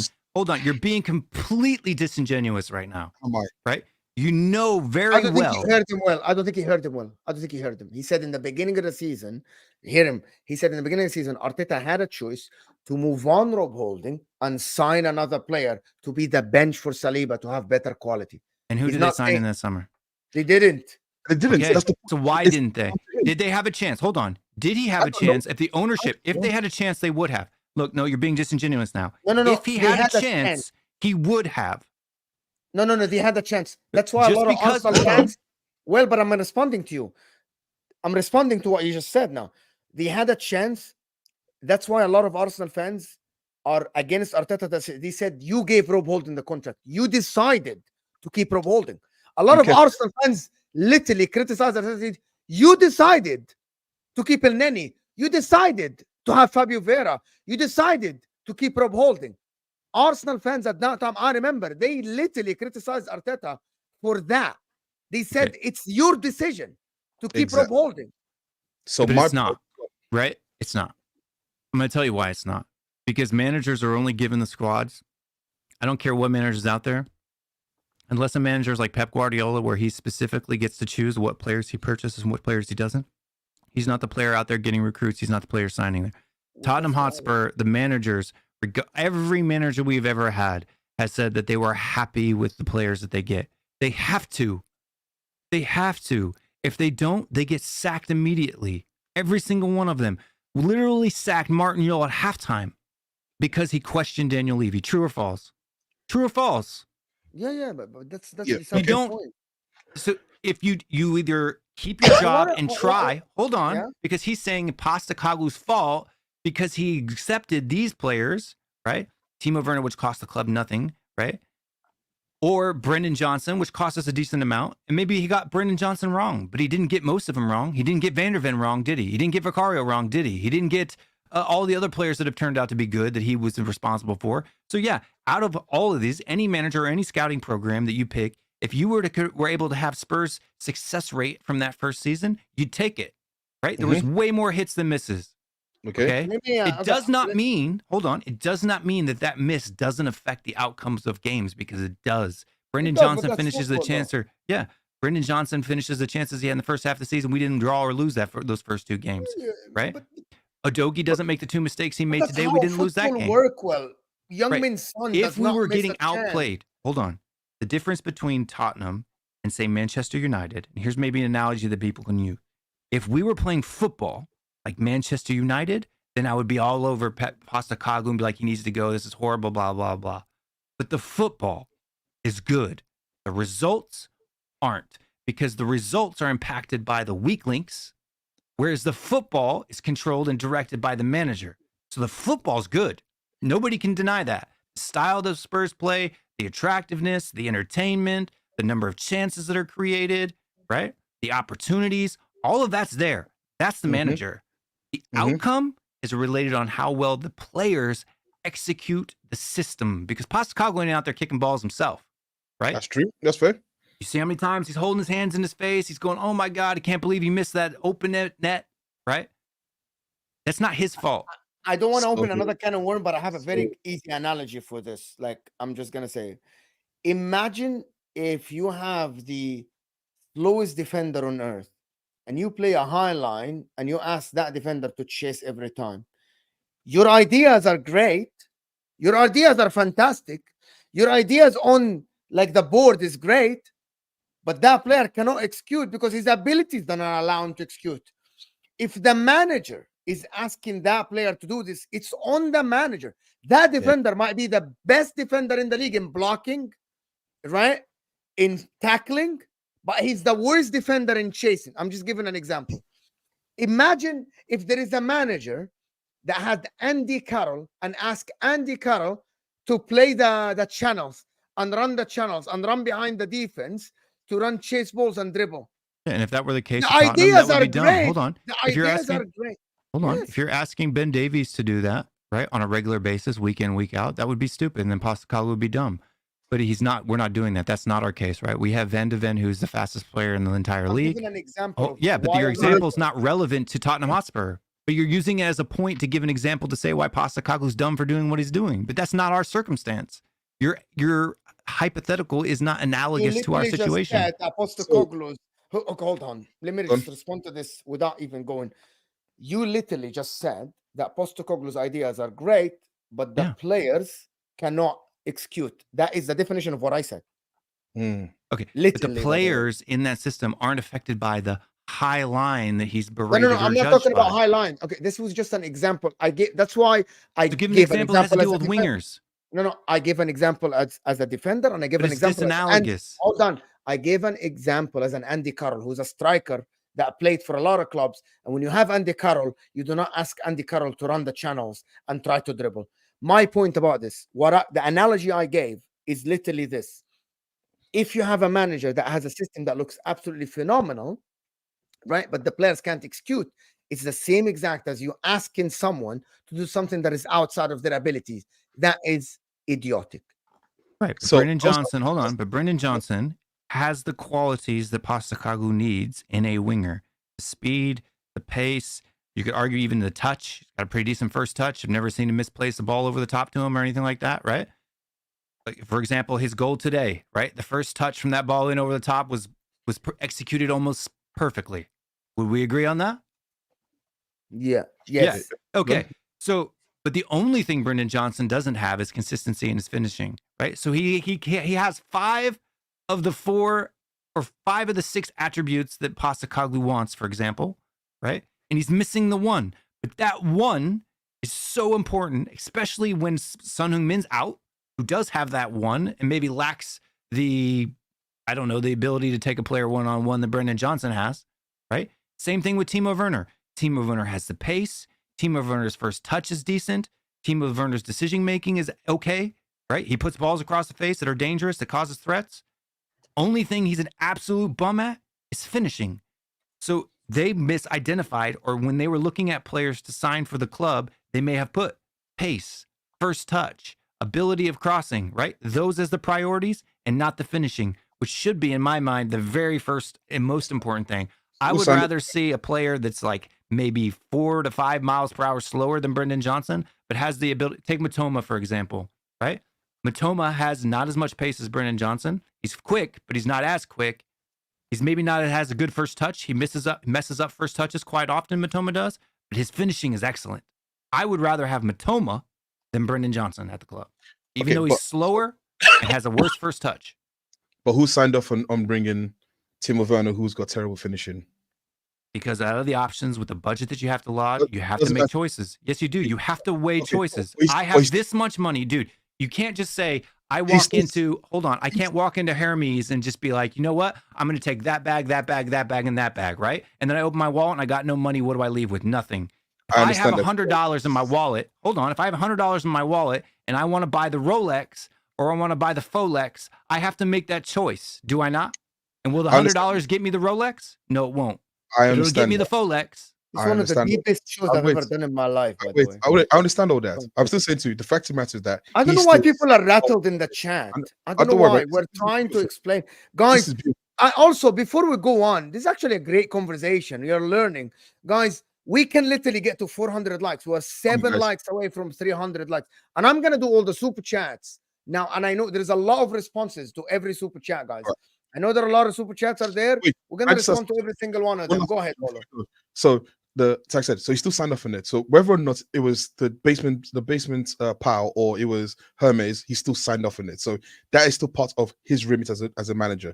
Yeah, because And he needed a watch, man. It doesn't matter. He still signed off on it. So we're not He going needed a watch. He needed a watch and he still signed off on this. Can we just Is agree? his fault that he got a Folex?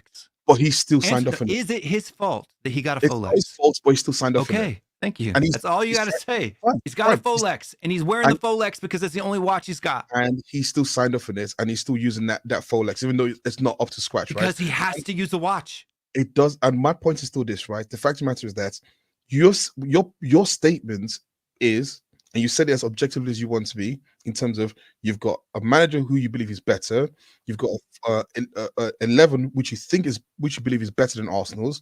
You're saying when okay, you think okay, whatever. No, you still believe okay, whatever.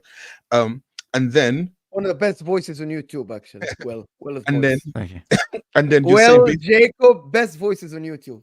what about me? Anyways, no, and then you're saying that basically crap. it's.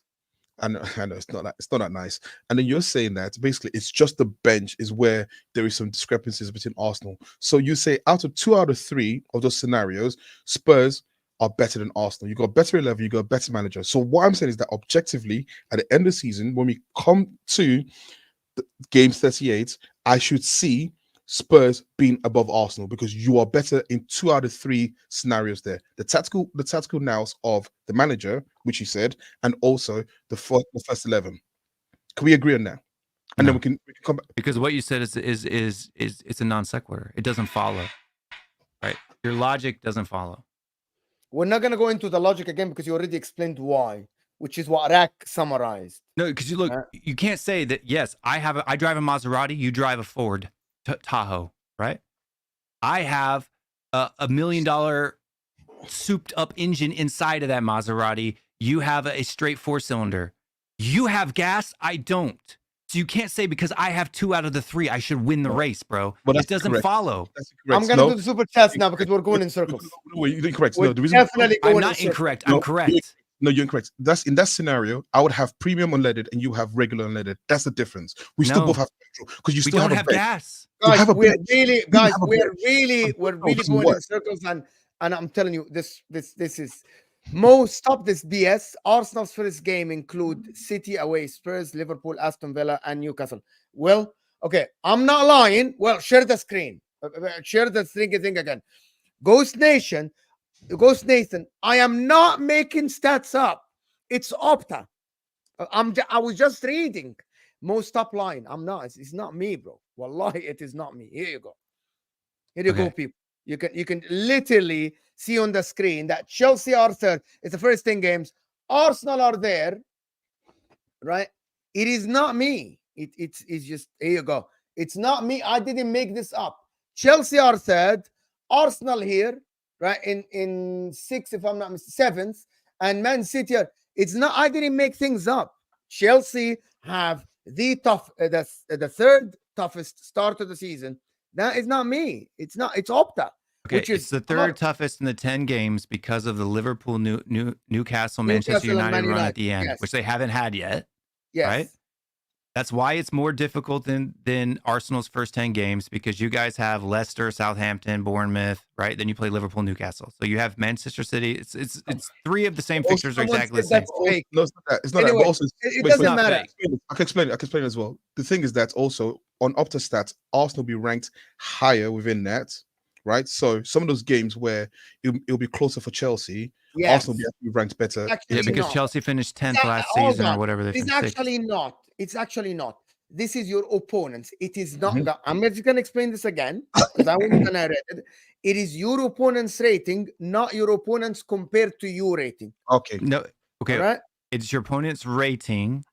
And Not also, compared to hold you. on. But for example, Wolves finishing where they finished last season, or so let's take West Ham, for example, finishing where they finished in the last table. This is based off last year's table Yes. position, right? So last year's table position, not this year's form, first of all. And then second of all, it is. So like Arsenal is a darker red color than Nottingham Forest is, right? So Arsenal has a higher rating. So say if a team has to play Arsenal in their first 10 games, their average opponent rating jumps up, right? Higher, just like Liverpool does, for example, right? Liverpool, Manchester City is the darkest red color. Liverpool and Arsenal are both there too in a dark red. Yeah, right? see, Arsenal's- Tottenham's not. Chelsea is considered a weak opponent because they finished in the low part of the table, right? All of those things. Yeah. Okay. Anyways, Yeah, so that's Arsenal- the point, guys. Sorry, on the Arsenal line. Yeah, go on. Sorry, go on. My internet was breaking up. Forget So I that. didn't hear you. Go on, People continue. can go and read it. It's free. Yeah. Deji said on Football Terrace that it was Timo Werner who gave Brighton hope for his bad play. I don't think Timo Werner was at fault necessarily. I mean, he could have. Look, we scored enough chances to win that game. For me, it was the two blatant, obvious defensive errors by Udogie. Look, I'm telling you right now, you have Ben Davies playing in that role in those two instances, and neither of those two goals happened. 100% guarantee. I say it with 100% confidence, right? And no, you want to go modal logic? There is no alternate universe in which Ben Davies is playing that game in which those two goals happened in the way that they did. Yeah. Fact. Yeah. But Udogie is just an absolute bozo when it comes to defending. One-on-one or anything, he gets burnt all the time and he makes stupid mistakes. Proof, big up for the first super chat on the channel. 31 crosses, but only 8 connected for a 26% accuracy. You didn't stop the crosses. Let me respond to that. Who's that? Who's this? That's Spurs. what Arsenal against As far as Spurs. Arsenal, Spurs. That, okay, by the way, 26% accuracy for crosses is very good. Just for the people that play football. Actually, 26% connected crosses are very good, actually. 1 out of 20 points. Yeah, okay. It's actually very good. If you connect 1 out of 4 crosses with an attacker, you actually succeeded. Just to let you know, you're actually succeeding. But yeah, that's a big number. But yes, proof. It's not as bad as you make it be, to be honest. Stats can't save you from the Spursy. Again. Yeah, I don't believe in Spursy or RC or any of those things, right? Like, I don't believe that Arsenal bottles leagues because that's just what they do.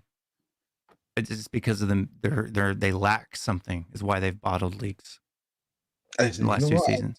That's one thing I can probably agree with you on. Yeah. Once he makes it about Arsenal, people will agree with you. They're not bottlers. Domination does not mean They're anything. still bottlers. It's just for a reason. It's not domination does not mean anything if you keep on dropping points. 100%. I agree. At the end of the season, if Spurs finish outside of the top 6 and they have the highest ball position, the highest chance creation, it won't mean anything. Absolutely, it won't. It will be a failure. Yep. Simple. 100%. Very simple. So AMT, you're right here. Domination doesn't mean anything if results don't follow. It doesn't mean anything. But it's not the system's fault. Spurs' second half football was crap against Brighton. I thought the second half was horrendous. Yeah, the second half was pretty bad. Like, all the energy and the intensity that we saw from the players in the first half disappeared. It disappeared. I don't know what happened after I don't you either. scored. You spent 40 minutes without one shot. Yeah, it was 40. like just not only that, but like watching the game. I would do watch games, by the way. Everybody accuses me of watching off spreadsheets, but I don't. But like every ball, Spurs were first to every ball in the first half, right? Every 50-50 challenge, we came out on top. Yes. Every loose ball we collected. And in the second half, completely switched. We were lazy. You could literally see balls rolling in front of our players, and they were just standing there. Like they weren't. I don't know if they thought, we're 2-0 up, we got this, and they I just thought like the complacency. Whose Yeah. job Had is to have it been. to motivate the players to not be? The thing about it is that you're here's winning. the You're thing. coming out of halftime 2-0 up. What is the manager going to say at halftime? Oh, once You the bomb. game Literally tell them that. yes, Literally make a plan that if you concede a goal, this is they're what you back do. in the game. Don't concede early. Focus. Your players didn't look like they were focused in the second half, and it was very obvious. The fact of the matter is, Yeah. the fact of it, You listen, can't you blame cannot- that on the By manager. the way, though. that's a I don't no, understand I why you're blame the literally manager. trying to Bro, like I'm saying to you, stab By the way, I'm Postecoglou gonna with say every this well. opportunity you have. no, A I'm not. manager jumping up and down and putting this in their putting their hand in their hands. I'm doing this on the face. It does not make them less corporate to what is going on. By the way, just you looking frustrated on the touchline, like Pep Guardiola, keep doing this on the touchline, doesn't make it less corporate. Yeah, he's like, oh So my the god, only- I told him to do this. There's Well, one argument. it's Look, a and it's the same thing manager's with Ten Hag. responsibility. It's a manager's responsibility, and not the manager's by himself. It's the staff. Mhm. People that make that. It's the staff, which is part of a manager's staff, is to actually have the right attitude in the beginning of the second half. And It's also, the manager and the staff. and also be able to recognize what is going on and make suitable changes to stop the flow of that. The fact that Too he late for you, doggy. he sat on Too his late hands. for I too agree. late for Exactly. you, doggy. Exactly. So let's not take away. He That's was the only thing very- you can blame. I Timo would Werner literally stayed say too much. I on the was pitch. screaming at my TV saying, "Get Udogie off the pitch now! So Get when I him off say the pitch now! Get him off when the I- pitch now!" Mm. And he didn't. Udogie played the whole Yeah, game. he kept him He too didn't long, jam so up. that's a manager's problem. Does Yeah. Will think Excel is good enough for MIT? I don't know what that means. Well, Wake most up. people that attend MIT, you do use Excel. Yes, it's the best word processing. It's better than Google Sheets for sure. No. Let's not do this. Yeah, Go with- 100%. We're not going into discussion about Excel. right. It's a He asked. banter. It's a super It's chat. a- I'm just It's a asking you a banter serious comment chat. from Wake Up Mind. It's a banter comment for Wake Up Mind, And you we got a it. banter answer. And We're you got a just nerding- banter answer. It's just very nerding out. simple, actually. Nerding out, that's- Original method of ground. Look to your left. The post.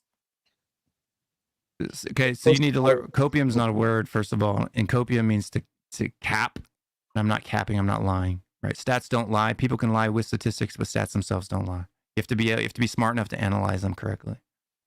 There you go, Dan. Here you go. Big up. Here's your response. You got your response.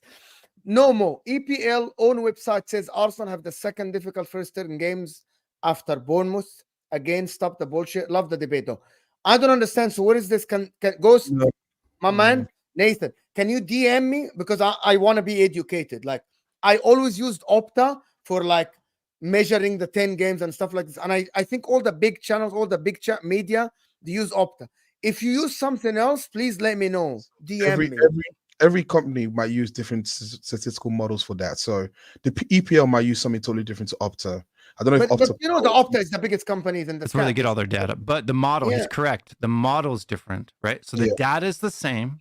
The model by which they calculate, for example, Yeah. FPL bases it. It's almost a live change, right? Yes. So the FPL one, the one that's on the Premier League website, is a live change. This was processed August 13th. This is before the season ever started. It's static. It doesn't change. It doesn't take into consideration current form, et cetera, et cetera. The Premier League one updates weekly. So it is I more hope that accurate. explained it. Yeah. Very good explanation. So yes, there is a live, and there is like, for example, facing a striker that scored 20 goals last season in the beginning of the season looks like a tough sting. But if that striker goes 20 games without a goal, it becomes an easier job. Very simple. Thank you. But Spurs play better football than Arsenal. Is that? They don't. What are you talking about? They park the bus and sit there. No, it says Spurs play better than Arsenal. Oh yeah, they do. They do play better football than Have us. you watched us? Have you watched us for the past couple of games? We've been peppering teams with shots, man. Whoa, pow, pow, pow, pow. You can have Must be one. You nice. can have Like, one. we get that every week. So Yeah, but guess what? We win I out. wanna tell the we're mods the something, Oprah of guys. chances. We You win get our a game. chance, and you get a Let me- chance, and you get a Let chance. me win tell our the game. mods, We guys. get Let me 3 tell the points. guys, sorry. guys, the mods in the chat, the banter is fine. I know a lot of people like just ban people or mute people or delete comments. Don't, as long as they're not bigotry comments, they're all Yeah, there's right. been a few xenophobic ones in the chat today, but About America, I'm just gonna tell you something.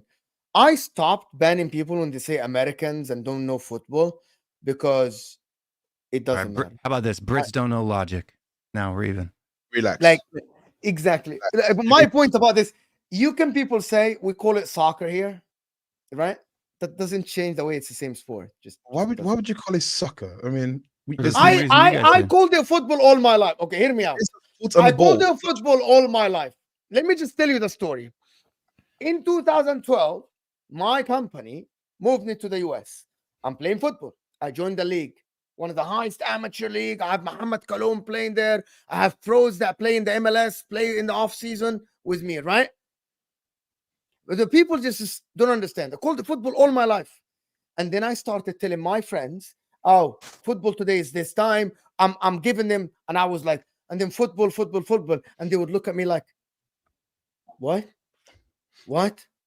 Premier League football. And they were looking at me, what? It doesn't change the fact that it means the same thing. Why are people so like adamant of calling it state? I need to go, like my friends, all my friends, by the way, I'm telling you, my friends are Brazilians, my friends are Argentinians that play with me in the same team. They moved to America 10, 15 years ago. Do you think they called it football? Do you know what's what? You know the worst No, thing they is don't. FIFA call it soccer. That's the worst part of it all. Yes. FIFA actually The call it English soccer. called it soccer until 1993. But guys, it's logical. You play Soccer you Sundays. play- You still You have a don't- show on BBC. I agree with you. It's illogical. It's handball. play- And when I came here, it is the word football means it you play a ball with your feet. It makes a lot of sense, right? Now American get it. football, I love American football. I'm still trying to figure out where the foot is. I don't apart from- understand where the football came from. I know it came The from. I game actually starts asked. with a kickoff. Yes, that's it. Yeah. Oh god. They actually named it because the first play in the game It's a is kick the off. kick. It's the kick. No, it Oh, actually my comes God. from it comes back from the early 1800s or late 1800s, sorry, where you had association football and rugby football. In association, your guys' nickname for it at the time, even in the UK, was soccer. That was the slang word for it. And so soccer stuck in the United States and Australia, and football stuck for rugby. And that's why we call American football football Guys, and soccer soccer. We guys, still have guys, 600 people. You I just guys said are it. being definitely entertained. say- I planned this show to be an hour 15 minutes. It's an hour 25 minutes. Let me do this because Wait, I really need to go. Before you go to, I just want to say something, guys. First of all, hit the likes. What other show can you get a history lesson? Talk about data statistics and models. Have discussions about logic. I mean, Every show I'm on. Okay, Okay, I'm relax. gonna. That's why they call me the football philosopher. I'm gonna respond to one comment before.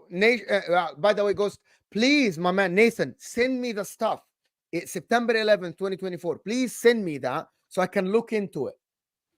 Like maybe it's a different model. I'm gonna respond to one comment. Just one comment, people. Look at these Americans try to infiltrate. He wants to say our sport. I'm actually gonna let the Brit here respond to you.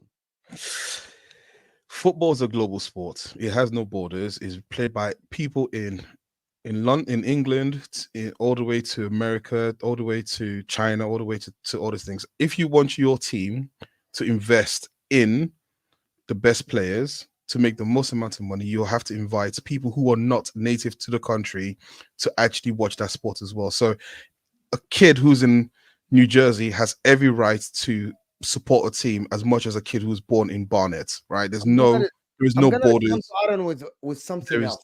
There is no borders whatsoever. So I hate this thing. Tell me when was the last English manager to win the Premier League, Aaron? I'll wait. Tell me the last time England won a World Cup. I'll wait. Yeah, 1966. Aaron, all I'm gonna tell you, you can say what you want, Aaron, and you got wait. that. Hold on, Aaron, you got what you want. You got a response from me, but that is the last time you'll get a response. When's the last time US won a World Cup? Never, because USA are shit in football, bro. Exactly. Yeah. That's But what we I have more thought. trophies than you. So do one. So when will Spurs? Wait. CONCACAF. Hold on. Oh, you're not bringing the CONCACAF to this. We're not fucking doing England We versus are. the US here. We are definitely not We are. doing We'll that. keep going. We'll keep this going. Bro, Not only I that, need but your women can't hold a shade to us either. You what? Sorry, Your women can't hold a shade to us either. I'll give you that one. wow. I'll give you that one. I've got nothing. I got It's actually nothing. astonishing that the Americans can actually create a football team that will win World Cups and trophies. And out of 300 and plus million people, they cannot come with 11 players that win the World Cup. I It's know. Tell actually me. crazy. Well, It's I mean, crazy. so the problem is Let me female sports respond. in the Can you United respond to States. this first? Can you respond Yeah. to this first? So when So will when will Spurs? when will Spurs? I don't know what Thanos? Thanners Is that like Thanos? challenge under Ange. You want me to snap you out of Thanos. existence? Like what? Challenge. When under will Ange? you challenge? Do you think? My original target was next season, but I don't think it's going to happen. So I think Postecoglou's on borrowed time. I think he'll probably finish this season out. And if he has a slow start next year, if he doesn't get good players in, we need wingers. We need 2 wingers, and we need a DM, and we need a new left back. If we get those 4 players, we can challenge next season. But without those 4 players, we won't challenge next season either. He'll be gone. So wait. Can we just define challenging for what exactly? Title. Which title? The The league Premier League title. title. What league? What the championship? I just said it. The championship. Are we I talking? just said it. Oh, you expect to get relegated and then No, challenge I for said oh, Premier League title. Oh, okay, I get it. Can Yeah, I? there's only one Anyway, Premier okay. League. Listen, people. We're not gonna go into this. And I want to appreciate everyone that supported the channel. Hit the like button. We're actually over 300 likes. Get us to 400 likes. If you are new to the channel, subscribe to the channel. I never planned for this show to be over 2 hours. It was actually supposed to be an hour, 15 minutes. But the conversation was nice with Will, Olu, Shez, Ahmed, and Anthony. Appreciate you all for watching. Tomorrow is the National League, 2 p.m. UK time with Nobbins, Rory, Tom, and Dan, and Joe. So hit that like button, people. Before you go, let's get to 400 likes. Appreciate all of you. Okay. He DM'd you through the gram. So let me show. He actually DM'd me. Don't go anywhere. He DM'd me. So I'm looking at the DMs now through the gram. Yeah, but, so I'll explain what I was going to explain before earlier. Is that Go ahead. in the United States, soccer, as we call it here, is the most popular female sport in the United States. It's more popular than basketball. It's more popular than any other softball, any other female sport. And that's why we dominate the world in it, because literally the amount of money, U.S. soccer spends more money on the women's team than they do the men. The men make more money, but they spend more money per capita on the women's team. Women's or girls' youth programs. Do you coach, Mo? Yes, I used to coach here. Yeah, so the girls' programs that even at clubs, at clubs better. in the United States, is always better than the boys' clubs. They always put an emphasis on the girls' programs. Yes, that's for a different story.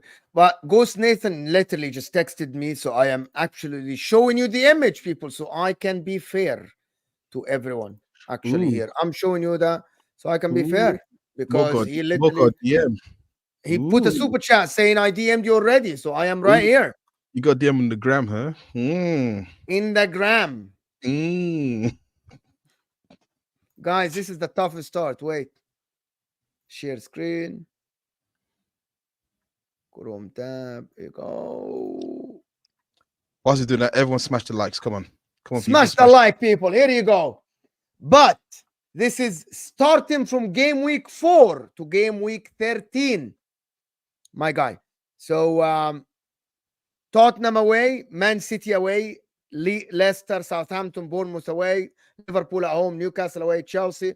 So Arsenal have the second toughest, but that's only from game week 4. Match week 4 all the way up to match week 13. So what about the first 3 games? First 3 games were tough for you. You had Aston Villa. Yeah. Right? Aston Villa and Brighton at home and Wolves at home. So Aston Villa was the hard one. But also, I've got issue with Tottenham being red. I mean, we own that stadium, so really that was a home game for us. So that should have been green. Look at Chelsea. It's everybody in the top 6 is red. Yeah, no, I'm just saying though. I'm just saying like we own your stadium right now, so it should have been a green, not a red. So technically, we should have gone down in terms of. Nice joke. Nice joke. Thank you, Nathan. Guys, this is the table here. This is the table. So Arsenal are the second behind Bournemouth, and there's Newcastle out there. There is Chelsea right there. Yeah, you can see exactly on your screen. This is the toughest. So big up. And while that, we got another super chat. If American soccer is so great, why don't you comment on the MLS? Why do you support an English team? I'm gonna let Will answer this. Oh, because the MLS is boring as hell, dude. Have you watched it? It's an easy answer. Antonto. I do go to MLS games, but I'm not interested in the MLS. They are, but to be honest with you guys, the MLS is shit. I have a friend who has season tickets, and I went with him to 2 games of the Dynamos. The football is shit. Stadium's good, it's all right, but the football is shit. And they're expensive. A ticket to go see, like if I were to buy a ticket to go see, like for example, not that United bad, play, not that it will expensive. cost more. Okay, for us, but for them, when like I don't know about you, but Tottenham fans are complaining because they have to spend £50 to go see a game. Can you $50 here? That's here nothing. is so Good luck. cheap to go to It's MLS. like, Nobody wants to go to MLS here.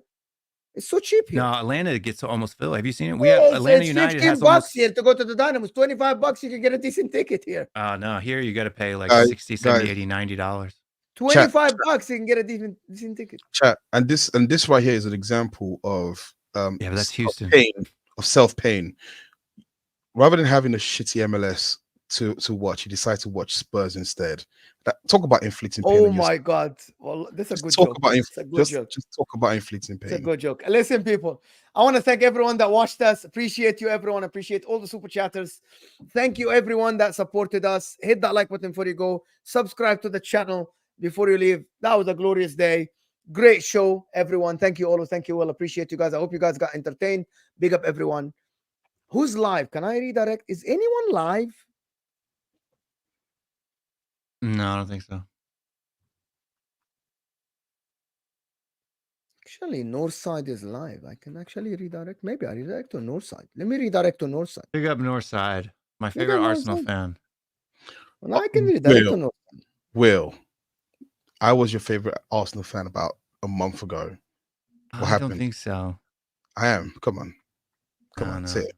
Say it. Guys, Say it. go to Northside. I say Arteta in. Guys, Arteta in Northside's chat. Copy and paste my thing. Arteta in Northside chat. Bigger people. We'll see you guys soon. Jeez.